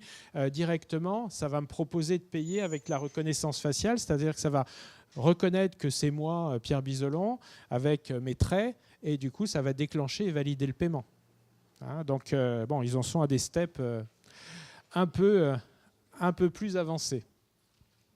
Alors, ça aussi, c'est un élément qui est intéressant quand on pilote une activité e-commerce, de voir que le panier moyen baisse, hein, en France. Là, on est sur de la France. Donc, on voit qu'on a eu un panier qui était aux alentours de 90 € et qui, depuis 4-5 ans, est en train de baisser régulièrement pour atteindre aujourd'hui quelque chose comme 65 €. Hein. Alors, pas dramatique, hein, ça veut aussi dire qu'on a plus de fréquences. C'est aussi, il faut le voir positivement, hein, ce chiffre. Parce qu'on a plus de fréquences, c'est un peu la remarque de monsieur. Mon terreau ou mon couteau, ou je sais pas, enfin, le produit dont j'ai besoin. Je me pose, en plus avec Amazon Prime, je me pose vraiment plus la question de la livraison. J'en ai besoin, je commande et puis c'est réglé. Donc mon panier va baisser. Par contre, j'ai plus de fréquences. Donc au global, de toute façon, le chiffre d'affaires par client augmente. Bon, ça aussi, c'est sur le e-commerce. Il y a plein de choses qui sont en train de bouger, de s'inventer et de se réinventer. Tout ce qui est relation client, hein, et satisfaction client. Et TAM, c'est assez intéressant ce qu'ils font. En fait, on ne va pas payer en magasin. On ne va pas payer en magasin. Ça, c'est quand même le gars qui a dit ça au marketing. Le patron, j'ai une super idée, les clients ne vont plus payer en sortant du magasin. Bon, soit ça passe, soit ça casse. Hein. Ils l'ont proposé, ils le mettent en œuvre. Hein. Donc du coup, on va prendre les produits. Mais en fait, c'est comme de la livraison par correspondance, sauf qu'on a déjà payé, mais on peut renvoyer et être remboursé. On pousse la logique un peu plus loin, on améliore l'expérience. Je pars avec les produits, j'essaye chez moi, je suis plus confortable et du coup, ça transforme plus. Plutôt que d'être dans une cabine, il fait chaud, il y a du monde, enfin, blablabla, on connaît tous à peu près ça. Je suis chez moi, j'essaye et je garde ce qui m'intéresse et je renvoie ce qui ne m'intéresse pas ou je ramène au magasin. Vous voyez un peu les pratiques e-commerce. Je vous disais tout à l'heure de voir là où il y a des problèmes ou comment on peut améliorer l'expérience, puisqu'on est dans cette recherche d'expérience. Là, on améliore quand même l'expérience. Bon, ça aussi intéressant en termes de e-commerce et de stratégie d'entreprise. Adidas qui va fermer des boutiques. C'est une stratégie d'entreprise. Ils ont dit on va fermer des boutiques pour pouvoir améliorer encore notre digital et pas que, hein, puisqu'ils vont investir beaucoup dans la logistique et les infrastructures de façon à répondre à l'évolution de la demande et de la consommation qui se digitalise en fait, qui se fait d'une autre manière. Donc ils vont garder des boutiques, hein, bien entendu, mais en tout cas ils vont alléger leurs frais là-dessus pour passer sur des modèles différents. Ça je vais passer. Bon, B2B, il y a quelques slides, on vous partagera la présentation là, de toute façon à l'issue de la session. Pareil, en B2B, c'est très intéressant. Hein. On pourrait se dire que le B2B est en retard. Non, ils sont extrêmement performants. Moi, je trouve souvent plus performants que le B2C en termes de pratique digitale, hein, le B2B, parce qu'ils font leur business, en tout cas une grosse partie de leur business sur Internet. Regardez l'évolution en fait, du e-commerce B2B. Extrêmement importante, hein, plus 15% par an là, depuis 5 ans. En fonction des secteurs, on a des pénétrations qui sont différentes. Et ce qui est intéressant en B2B, c'est qu'en fait, Internet va devenir bientôt le premier canal de business et de commerce devant en fait, celui qui est dominant aujourd'hui, qui sont les points de vente et les forces de vente itinérantes. Hein. Donc là aussi, il y a une révolution, il y a un changement qui est en train de s'opérer, qui est relativement structurant. Sur l'e-commerce, est-ce vous avez envie de partager des choses? Est-ce qu'il y a des e-commerçants là? Non? Pas de e-commerçants. OK. Alors, la pub. La pub. Bon, on a dit tout à l'heure hein, que la pub, grande prudence des internautes et plutôt un peu pied froid par rapport à ce sujet-là. En tout cas, s'ils pouvaient réduire un peu ça serait pas mal. Donc, il y a une obligation ici de changement de format, hein, ça c'est sûr. Les formats qu'on connaît à l'heure actuelle sont en train de bouger, le native est en train de se développer. La façon d'aller chercher l'internaute et d'attirer son attention et de l'engager sur un parcours en fait est différente. Hein. J'en ai pas parlé encore, mais on parle d'inbound marketing. Là, je pense que vous êtes tous familiers avec ce terme. C'est ce qui consiste à attirer, à ce que l'internaute vous trouve sur Internet plutôt que vous alliez capter son attention. Donc, c'est une logique qui est à l'inverse.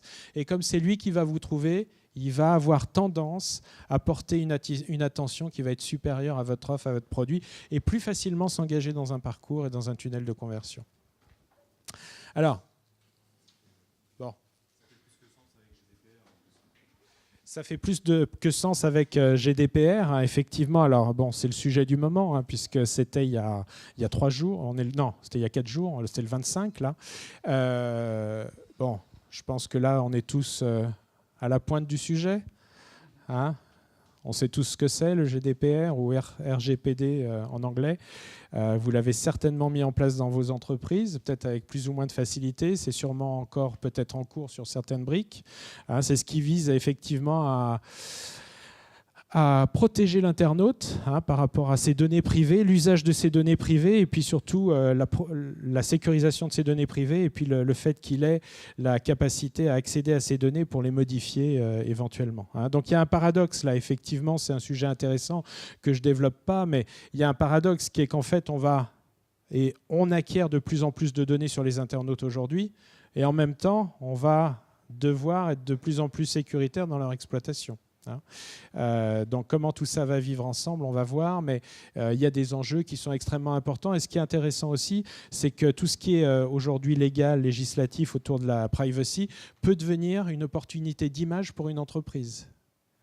Parce que les internautes sont en recherche de sociétés qui les respectent et qui protègent leurs données. Donc il y a un enjeu d'image là aussi, de communication, de branding. Ça se situe à un niveau qui est relativement élevé. Bon, néanmoins, on se dit que la pub va devoir se réinventer, ça c'est un fait. Il y a déjà des formats un peu différents qui sont là. Qu'est-ce qui va se passer? Ça c'est au niveau mondial, c'est une vision. C'est la part en fait du digital dans les dépenses. On est ici, là. Donc aujourd'hui, on est à 40-42% du digital dans le plurimédia au niveau mondial. Ce qui va se passer, c'est qu'en fait, en l'espace de 4 ans, on va passer à 54%. Donc le digital va devenir le premier média le plus investi au niveau mondial, ce qui est déjà le cas en France. Ça a bougé cette année. Si vous avez vu les chiffres, fin 2017, en fait, le digital était passé devant la télé. C'était devenu le premier média, mais il ne pesait pas 50% du plurimédia. Là, ça veut dire que la moitié des investissements de communication vont passer sur le digital, ce qui est énorme. On en est loin pour l'instant. Ça dépend des sources. Moi, j'ai d'autres sources qui disent que déjà en 2017, le digital est passé devant le média global. Plus de la moitié? Ouais, en 2017. Au niveau mondial? Ouais. Bon. Alors, les chiffres, il faut... C'est en train de se faire. Il ne faut pas, effectivement, en fonction des sources, on va avoir des données différentes, mais la tendance est là. C'est ça qui est important. Est-ce que ça va arriver cette année, dans 2 ans? Mais en tout cas, ce qui est sûr, c'est qu'en France, c'est le premier média devant la télé. On n'est pas à 50% a priori. Des sources qu'on a en France, on n'est pas à 50%. Et la tendance, c'est que, oui, il va devenir dominant et il va passer devant.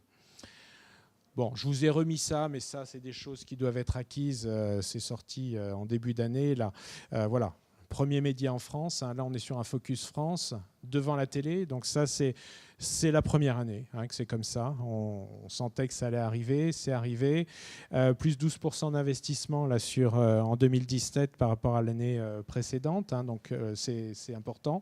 Et puis ça aussi, c'est important, le search. Dans les leviers d'activation en publicité digitale que vous avez, il y en a pas mal. Le search, qui est le leader, qui pèse 50% des dépenses digitales totales françaises. Le search, c'est les liens sponsorisés. Alors là, ça peut... du coup, souvent, ça soulève des questions ou des prises de conscience. Si vous travaillez avec des grosses centrales médias, en général, le search pèse peu. Et elles vous vendent beaucoup de displays. Pourquoi? Parce que les centrales médias reproduisent des modèles médias traditionnels et c'est beaucoup plus simple de vendre du display, un peu au kilo, que de vendre du search où il va vraiment falloir piloter la campagne et l'optimiser. Donc là, il y a des paradoxes. Plus vous bossez avec des grosses centrales, moins vous avez de search en général. alors que c'est le plus efficace et le plus économique des leviers. On est bien d'accord. Bon, je ne suis pas le seul à le dire. On partage au moins à deux. Là, on travaille pour pas mal de grosses marques. On le constate à chaque fois. Hein. Sauf sur des e-commerçants, là, on a des pratiques différentes. Hein, parce qu'ils n'ont pas le choix. Il faut qu'ils accélèrent sur les leviers les plus efficaces. Ça, c'est intéressant aussi. Hein, la part entre le mobile, enfin le desktop et le mobile, hein, il y a un rééquilibrage qui est en train de s'opérer. Ce qui est normal, hein, puisque l'usage dominant aujourd'hui est un usage mobile. D'accord ? Donc les investissements sont en train de rattraper les consos, ce qui est tout à fait logique. Hein. Pas de surprise, mais c'est en train de se faire. Et il y a encore un petit décalage. Alors ça, c'est important. Hein. Je pense que vous avez intégré le fait que Google va lancer un index mobile. Hein, vous êtes au courant de ça ?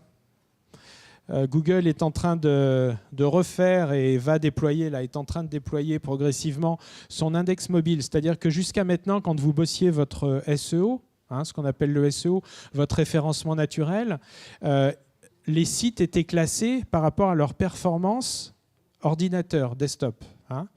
Donc si vous étiez performant sur un ordinateur, vous aviez un ranking pour chacun des mots-clés. OK. Ça, c'était avant. Aujourd'hui, là, ils sont en train de déployer leur index mobile, c'est-à-dire qu'ils sont en train de reclasser tous les sites sur les mots-clés en fonction de leur performance mobile. Puisque sur le mobile, il y a d'autres critères qui sont importants en termes de ranking de sites. Par exemple, la rapidité. Par exemple, le fait que ça s'adapte à un mobile, hein, que ça soit optimisé pour mobile, etc., etc. Donc, si vous étiez bon en SEO, hier, en 2017, ça peut changer en 2018 parce qu'il y a le déploiement de cet index mobile, la progressive, qui est en train de se faire. Si vous voyez des changements de position, ça peut être lié au déploiement de l'index mobile et peut-être que votre site ou vos contenus sont moins performants sur la partie mobile. Hein. Donc ça, c'est l'histoire qui est en train de se passer maintenant. Là, on rajoute une autre dimension. Google est en train de tester d'autres visions des pages de réponse. Pourquoi ils font ça ? Parce qu'on est là-dessus aujourd'hui. Hein, on est là-dessus et là-dessus, il y a moins de place que sur notre ancien desktop. Donc du coup, en étant là-dessus, ils sont en train de tester des options où on n'a qu'une réponse. Donc on fait une requête, on a une réponse. Et après, on a un bouton plus de résultats qui va ouvrir le reste des réponses si jamais la réponse qu'il nous propose ne nous va pas. Bon, il s'appuie bien sûr sur l'usage. Hein. Google est toujours là pour nous amener le meilleur service et le meilleur usage, la meilleure expérience. Ils savent très bien que majoritairement, on clique sur les premiers liens, la première réponse en majorité. Hein. Donc, ils sont en train de tester. Si on est jusqu'au boutiste là-dessus, qu'est-ce que ça donne ?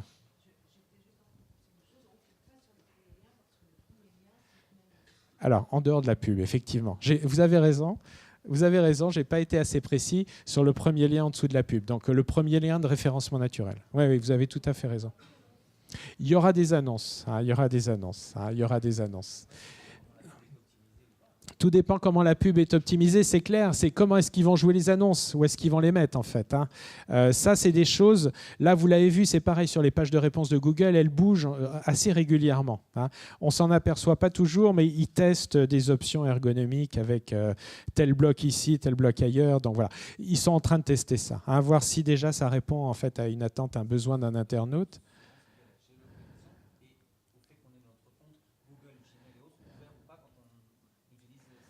Alors, c'est lié à la géolocalisation, à l'ouverture du compte Google, etc. Oui, bien sûr, la géologue, c'est évidemment, puisque là, je suis Paris 9e, ce soir, je serai peut-être à Lille, demain à Marseille, etc. On ne va pas avoir tous la même expérience de la même requête, hein, effectivement. Hein. Voilà, donc, ça peut remettre une pression sur votre SEO. Hein. C'est-à-dire que l'exigence d'être non pas positionné sur Google, mais d'être le premier... Hein. Donc la bataille peut s'accélérer un peu en SEO. Du coup, à nouveau, le payant va peut-être prendre un relais important. Bon, ça, c'est des évolutions aussi publicitaires qui sont intéressantes hein, quand on réfléchit à se positionner, quand on est une marque et qu'on réfléchit à comment est-ce que je me rends visible.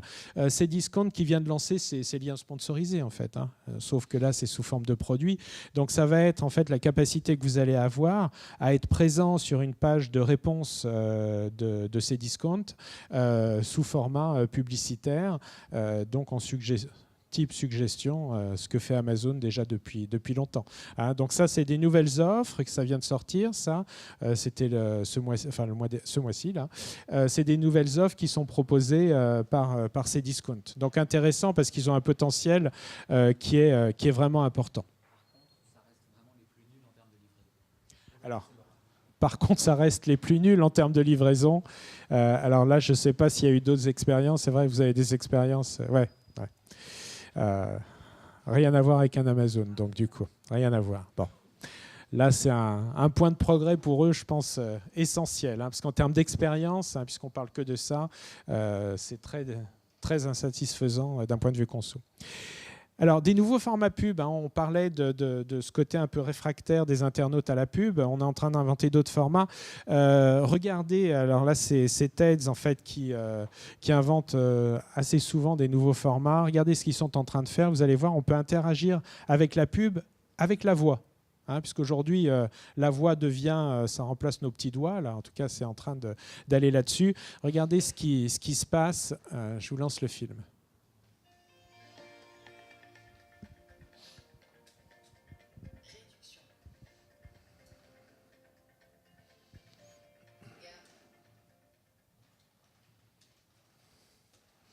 Vous voyez, donc ça s'appuie en fait sur l'ergonomie hein, qui est proposée. Là, bon, on l'a vu là tout à l'heure. J'avais 2 boutons d'action, hein, réduction et gamme, et en fait, je peux les déclencher automatiquement avec la voix. Hein. Donc, il y a cette interaction entre la pub, le format pub, et la voix. Donc, c'est assez intéressant, assez intéressant. Ça aussi, c'est intéressant comme tendance. Hein. Les datas sont bon.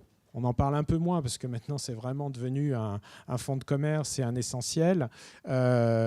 Les pratiques aujourd'hui, les grands distributeurs, des Auchan, etc., ont des datas qui sont extrêmement intéressantes, comme Amazon d'ailleurs. Hein, parce qu'Amazon, ils n'en ont pas une base de visiteurs, en fait, ils ont une base d'acheteurs.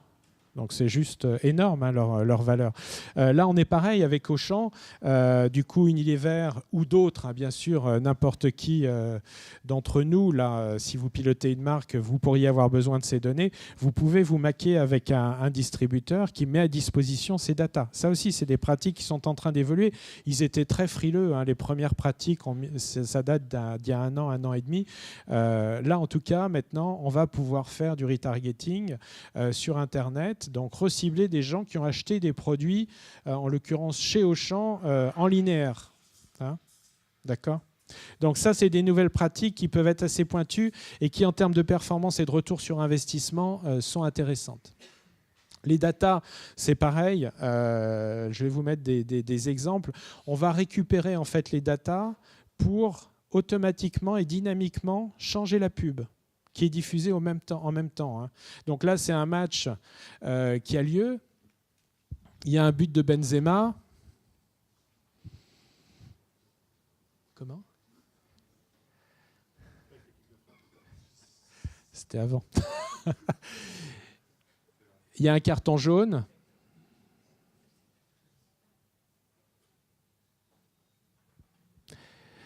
Voilà, et tout ça se fait en dynamique, hein, bien sûr. Il n'y a pas quelqu'un qui est derrière un ordinateur qui va dire on balance la pub carton jaune ou la pub but. Non, tout ça, en fait, on récupère les datas automatiquement et la bonne pub est balancée en fonction du bon contexte. D'accord ? En fonction de ce qui se passe véritablement sur le terrain, sur le moment. Bon. Est-ce que vous avez des expériences à partager en e-pub ? Est-ce que vous avez testé ces derniers temps des nouveaux formats qui ont particulièrement bien délivré ou qui ont été intéressants en termes de feedback?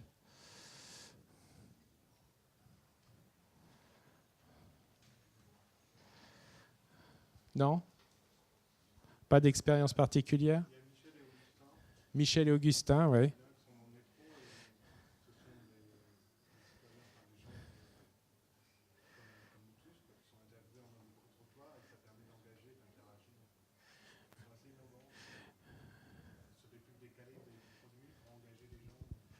Ouais, donc les exemples de Michel et Augustin qui vont faire de l'événement en fait, hein, sur le terrain et interviewer des gens, les faire réagir. Ouais.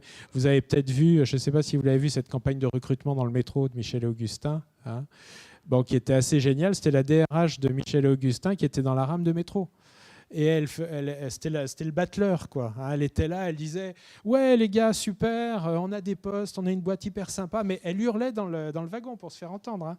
Et, donc, et en même temps, elle était filmée. Enfin, hyper sympa comme OP. Hein. Et effectivement, ils font plein d'OP de ce genre un peu inattendus. Ce qui est intéressant, oui, c'est de corréler la vraie vie avec derrière l'exploitation que j'en fais sur les réseaux sociaux. Là, en l'occurrence, dans mon exemple, mais après, il y a plein d'autres exemples, pour construire une marque employeur qui soit intéressante ou au contraire, une marque qui soit un peu différente. Et du coup, quand j'achète un biscuit Michel et Augustin, je sais que j'achète aussi un esprit avec la bananerie, enfin, etc. Hein. Oui, oui, c'est souvent une marque qui fait des choses qui sont intéressantes. Ouais. Alors, bon, Customer Experience, bon, des nouvelles pratiques, des exemples, là, c'est une techno là, hein, qui est intéressante. Vous allez voir qui va nous permettre d'avoir une autre expérience en fait, dans une chambre d'hôtel. On va regarder le film.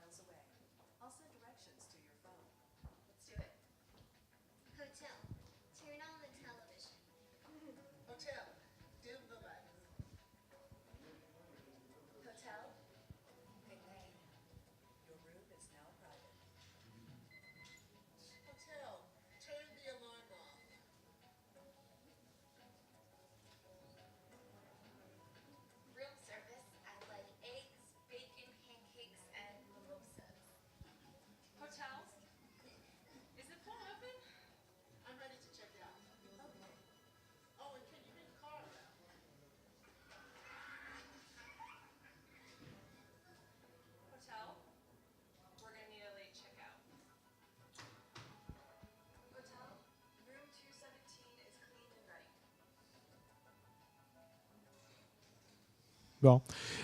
En fait, c'est un Google Home ou une Amazon Echo déporté. Hein. Donc, on dit le mot hôtel et puis ça, du coup, ça se met en veille active et on va pouvoir piloter l'ensemble de sa chambre ou l'ensemble des services de l'hôtel. Ça aussi, c'est intéressant. Donc, ça s'appuie sur cette nouvelle interface qui est la voix. Hein. Et puis là, je vais vous montrer un autre exemple qui s'appuie sur les datas. On retrouve un petit peu ce que fait la blockchain là, pour AXA. Regardez ce qui se passe. Là, c'est tout à fait différent. C'est Gordon's à Londres, à côté d'une gare.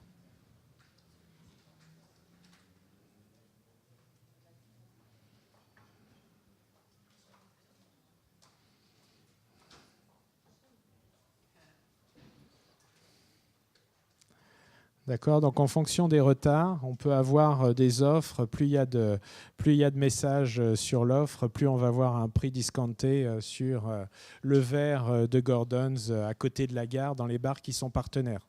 Là, c'est pareil. On va récupérer la data et on va derrière en faire une opération de communication et de trafic, pas magasin, mais en l'occurrence bar. Là, c'est pareil. Là, j'ai trouvé intéressant, c'est digital et pas que. C'est-à-dire que c'est le système real-time traffic qui est à l'intérieur des Mini qui va nous permettre, c'est leur GPS qui permet d'optimiser en fait les temps de trajet. Regardez comment dans la vraie vie en fait ils ont monté une campagne pour traduire justement ce concept et cette valeur ajoutée de service.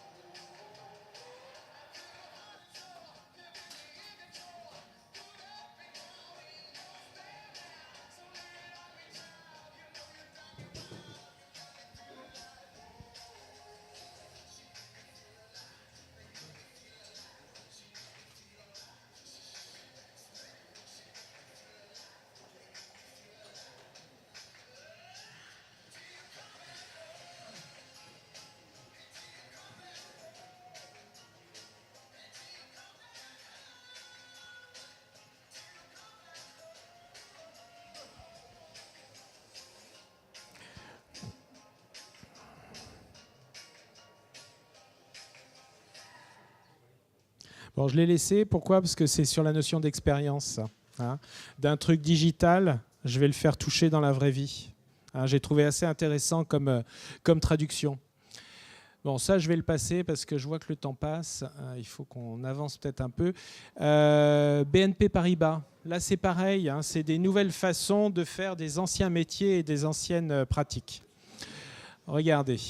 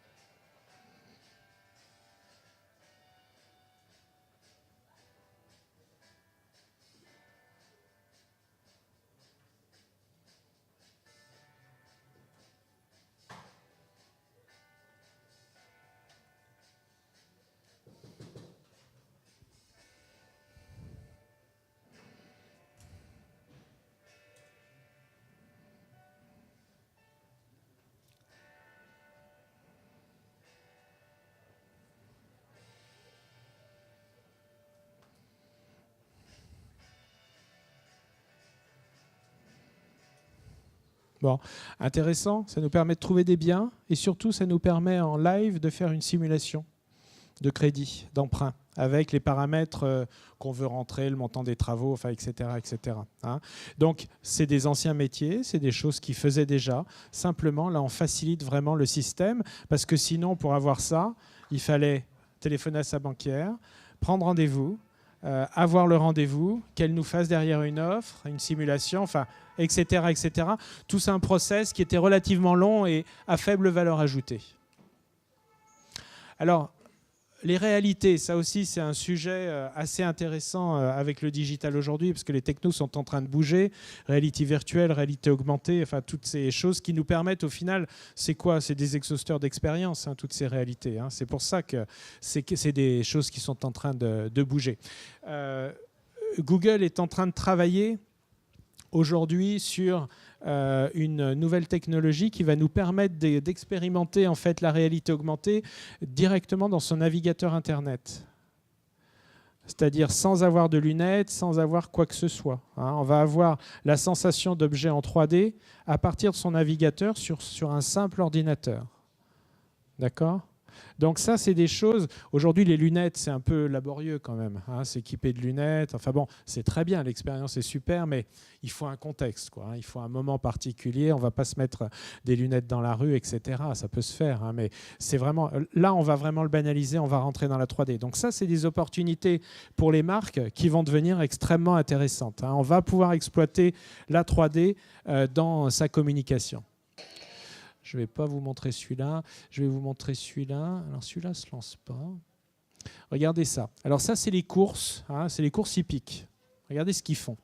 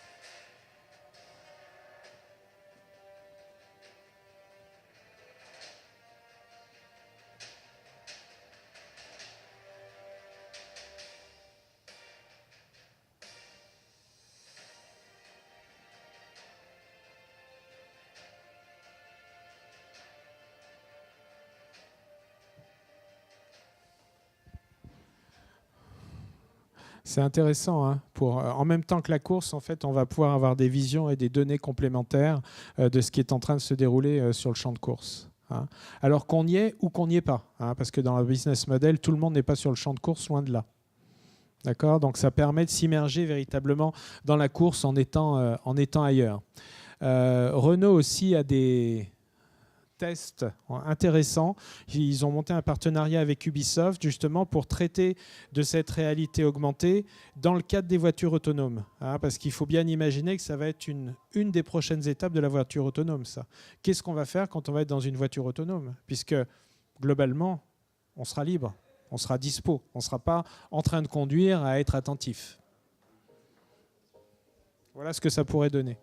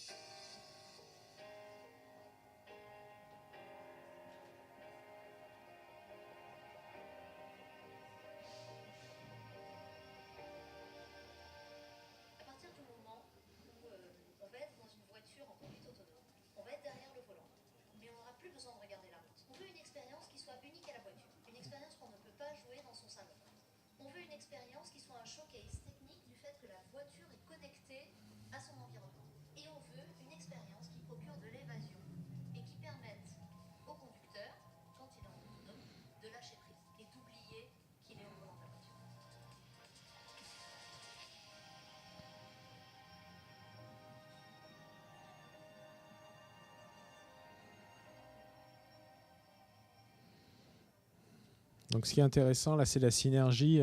On est dans un truc virtuel, mais là où on est, quoi, hein, dans la situation de la route qu'on est en train de vivre et de traverser. Hein, les deux sont en train de se mélanger. Bon, et puis il y a aussi des pratiques, là c'est plus des tests, mais je vous montre, en tout cas c'est des possibilités, des choses qu'on peut exploiter quand on fait une campagne virale sur le digital. Il y a des technos là, qui sont là, qui sont extrêmement intéressantes, regardez ça. On va interagir en fait entre l'écran et la vraie vie. Il va se passer des choses entre les deux.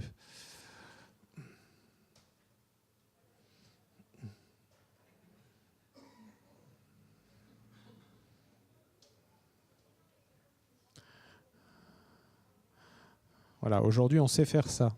Hein. Donc il faut imaginer des actions de communication hein, pour des marques.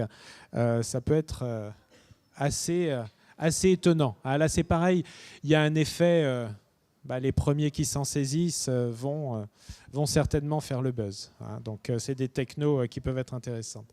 Bon, on se donne combien de temps encore ? Parce que 5 minutes, ok. 5 minutes ou un quart d'heure ?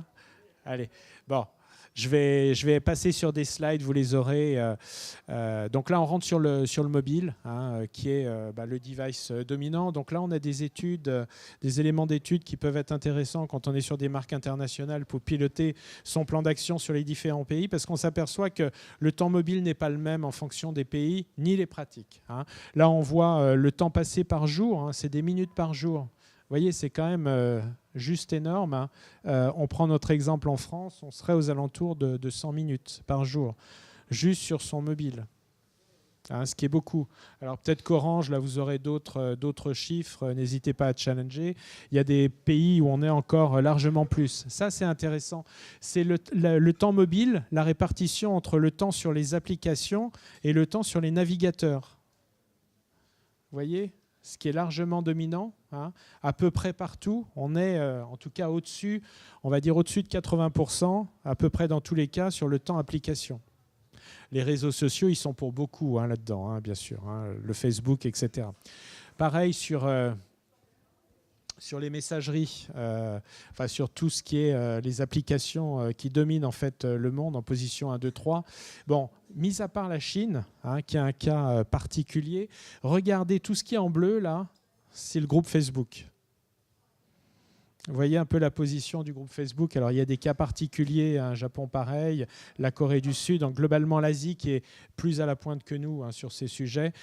Sinon, le reste du monde est dominé largement par Facebook. Hein, donc voilà, il y a ils ont eu l'intelligence de saisir les bonnes opportunités au bon moment pour compléter en fait les briques sociales et les briques messagerie qu'ils n'avaient pas obligatoirement, de façon à être présents sur l'ensemble du paysage et maintenant vous offrir un panorama publicitaire qui est Facebook, Instagram et le groupe. Alors, ça, on va la regarder parce que je pense qu'elle est importante. C'est les évolutions. Ça a été présenté à Google I.O. là, il y a un mois. Les évolutions que Google annonce sur son système d'exploitation Android. Vous allez voir où va le téléphone, enfin en tout cas les téléphones qui sont pilotés par Android.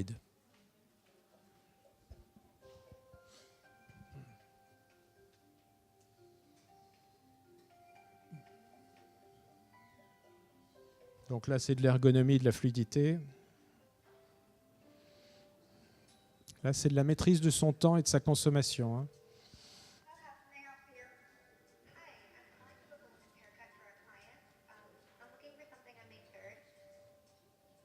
Donc ça, c'était un robot.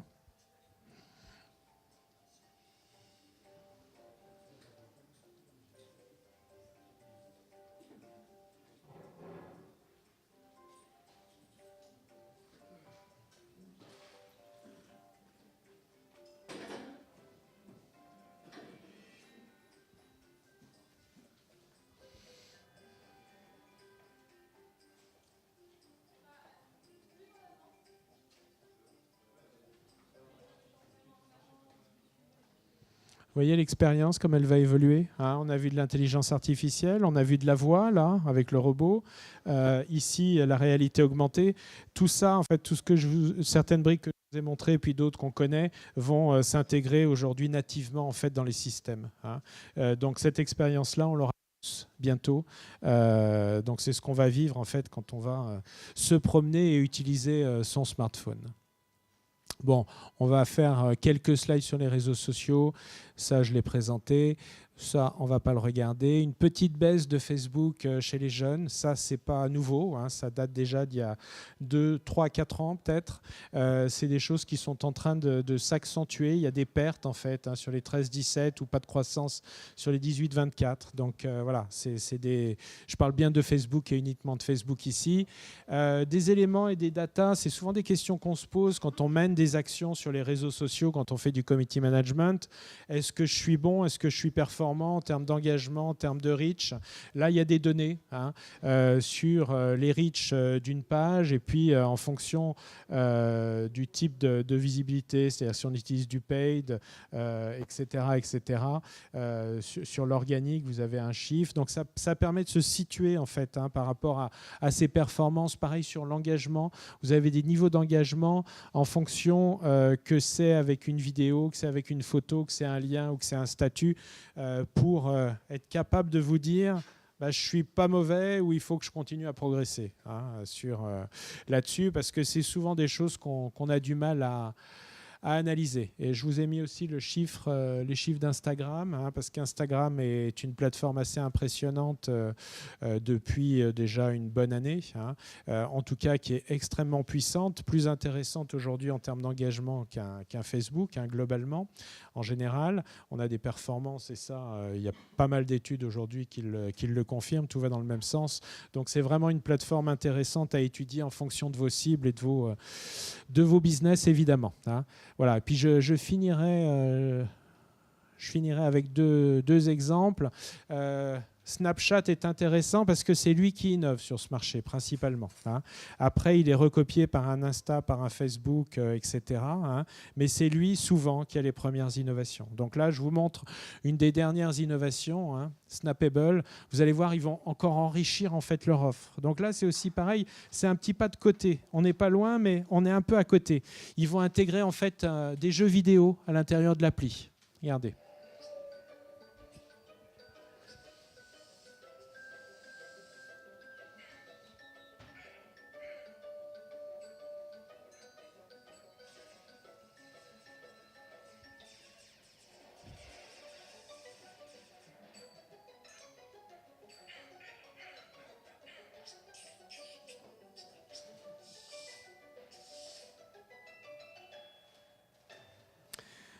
C'est malin, en fait. Hein. Ils ont tout. Il suffit d'animer un peu le truc, de donner une sorte d'objectif, en tout cas des rankings, des notes, des trucs. Et les gens vont s'amuser et vont développer leur consommation de la plateforme, quoi, hein, avec des usages qui peuvent être assez amusants à imaginer. Voilà, ça aussi, c'est des évolutions. Facebook qui lance FaceDate, hein, donc une sorte de Tinder. Donc on n'est pas loin, mais on est un peu à côté, quoi, hein. Facebook, à l'origine, c'était pour entre amis ou entre connaissances. Ben là, on va pouvoir en faire un peu plus. On va pouvoir se rencontrer. Et ce qui est intéressant, c'est qu'on va pouvoir aussi cacher ce statut aux gens qu'on connaît. C'est-à-dire qu'on va pouvoir être visible uniquement des gens qu'on ne connaît pas, avec lesquels on n'est pas en réseau sur Facebook, hein, pour protéger sa vie privée si on n'a pas envie tout à fait de la partager avec tout le monde, quoi, hein. Donc voilà. Et puis, on finira là-dessus. Véro, bon, on se serait vu il y a 2 mois, on voyait que ça dans les médias, hein, je crois que c'était en mars. On n'en parle plus. Donc attention au buzz, hein, sur les réseaux sociaux, ça c'est vraiment quelque chose d'important.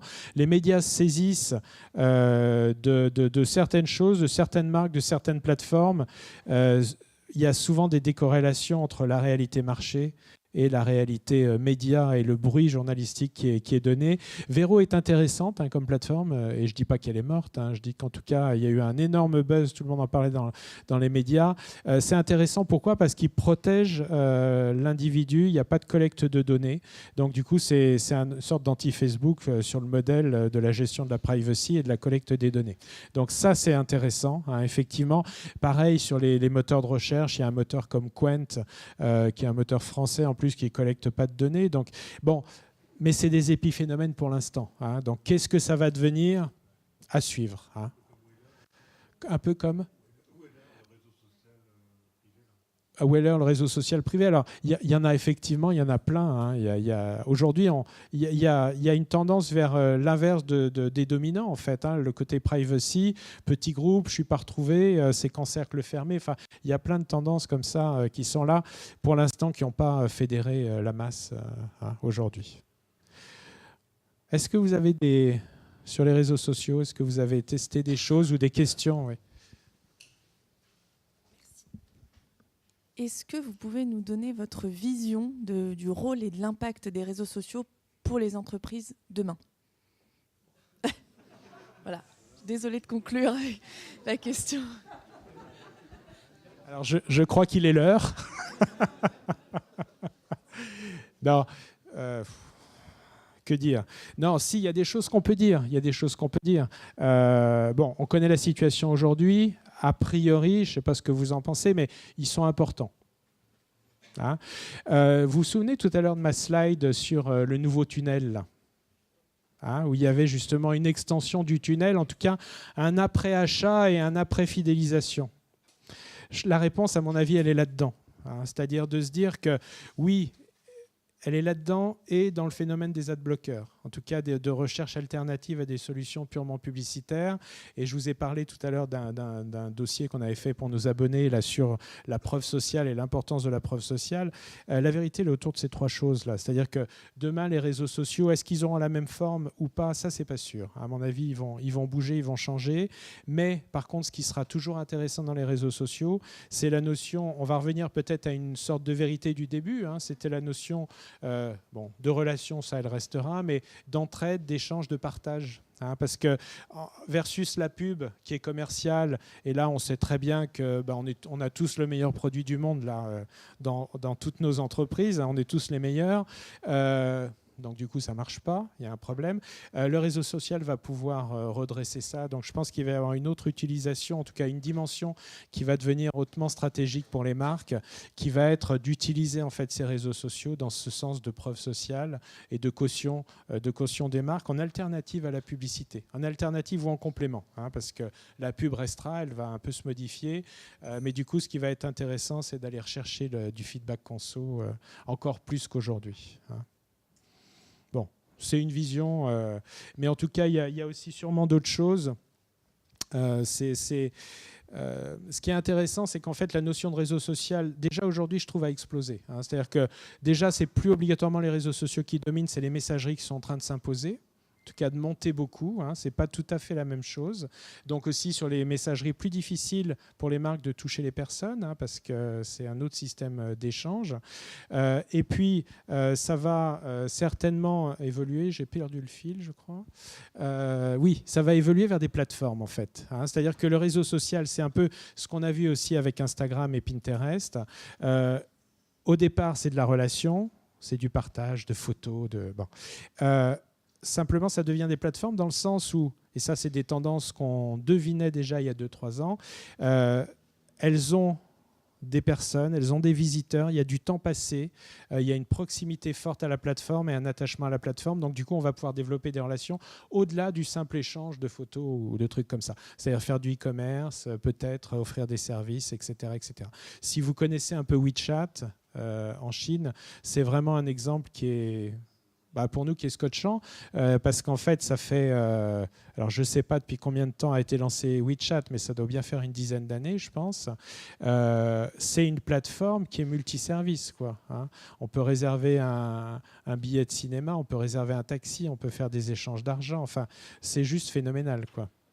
Donc la fonction de base de réseau social a disparu est toujours là, mais c'est complété et c'est enrichi d'offres complémentaires qui sont extrêmement intéressantes. Ça devient des plateformes, c'est des points de rencontre avec une audience, donc on développe les services.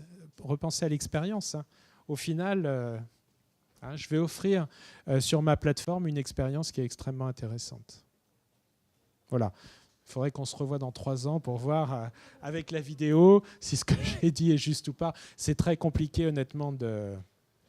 Il y a des options, il y a des choses qui sont à peu près certaines. Après, comment ça va s'exécuter précisément, on ne sait pas. Et c'est surtout la techno qui peut changer les choses. S'il y a une nouvelle techno qui arrive et qui permet de faire de nouvelles choses, ça va peut-être remettre en cause des scénarios qui aujourd'hui sont raisonnables, on va dire. À voir. La techno génère beaucoup de disruption, en fait. Ça, c'est sûr. Est-ce qu'il y a d'autres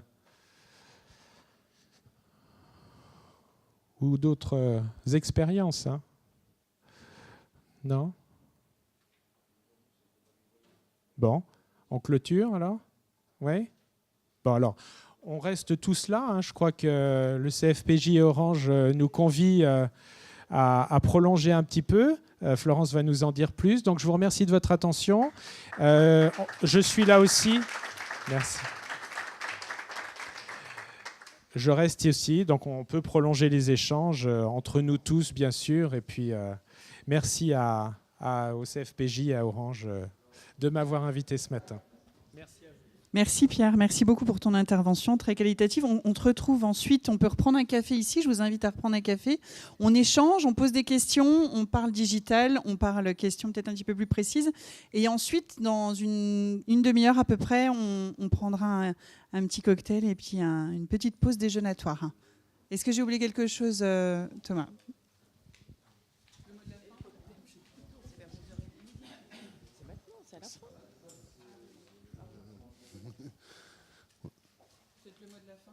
Le mot de la fin, non, mais écoutez, merci d'être venus tous. C'était un format assez sympa. On a un peu innové dans le concept parce qu'effectivement, à chaque fois, on change soit des ateliers brainstorming, soit des séances, mais je trouvais très éclairant. Merci Pierre, donc, en tout cas en termes d'usage. Donc effectivement, on mettra sur YouTube, parce que c'est gratuit, la vidéo en ligne, voilà. Effectivement, il y a un truc marrant, c'est qu'il y a des services qui sont gratuits sur le digital qui tout d'un coup se transforment en payants. Enfin, voilà, donc c'est un peu une zone fluctuante. Après, sur la guerre des réseaux sociaux, j'ai vu que tu as mis beaucoup Facebook. Sur le B2B, on n'utilise pas tellement Facebook. Alors peut-être qu'on utilise des usages, mais plutôt sur Twitter ou LinkedIn. Alors peut-être que c'est de la frilosité, mais Facebook, on va plutôt avoir le côté grand public, partage de photos de famille, enfin voilà, c'est des usages. Voilà, bon, n'hésitez pas, on est là pour faire connaissance, pour échanger. Donc effectivement, une petite pause et après un cocktail déjeunatoire. Et avec Robin et Emmanuel, on va faire le tour. Vous avez signé un droit à l'image, vous êtes foutus. Voilà, on va faire avec Sophie, on va vous interviewer avec une question sur justement le digital, enfin pour celles et ceux qui veulent en vidéo. Voilà, bon, à tout de suite. On va continuer de façon plus informelle.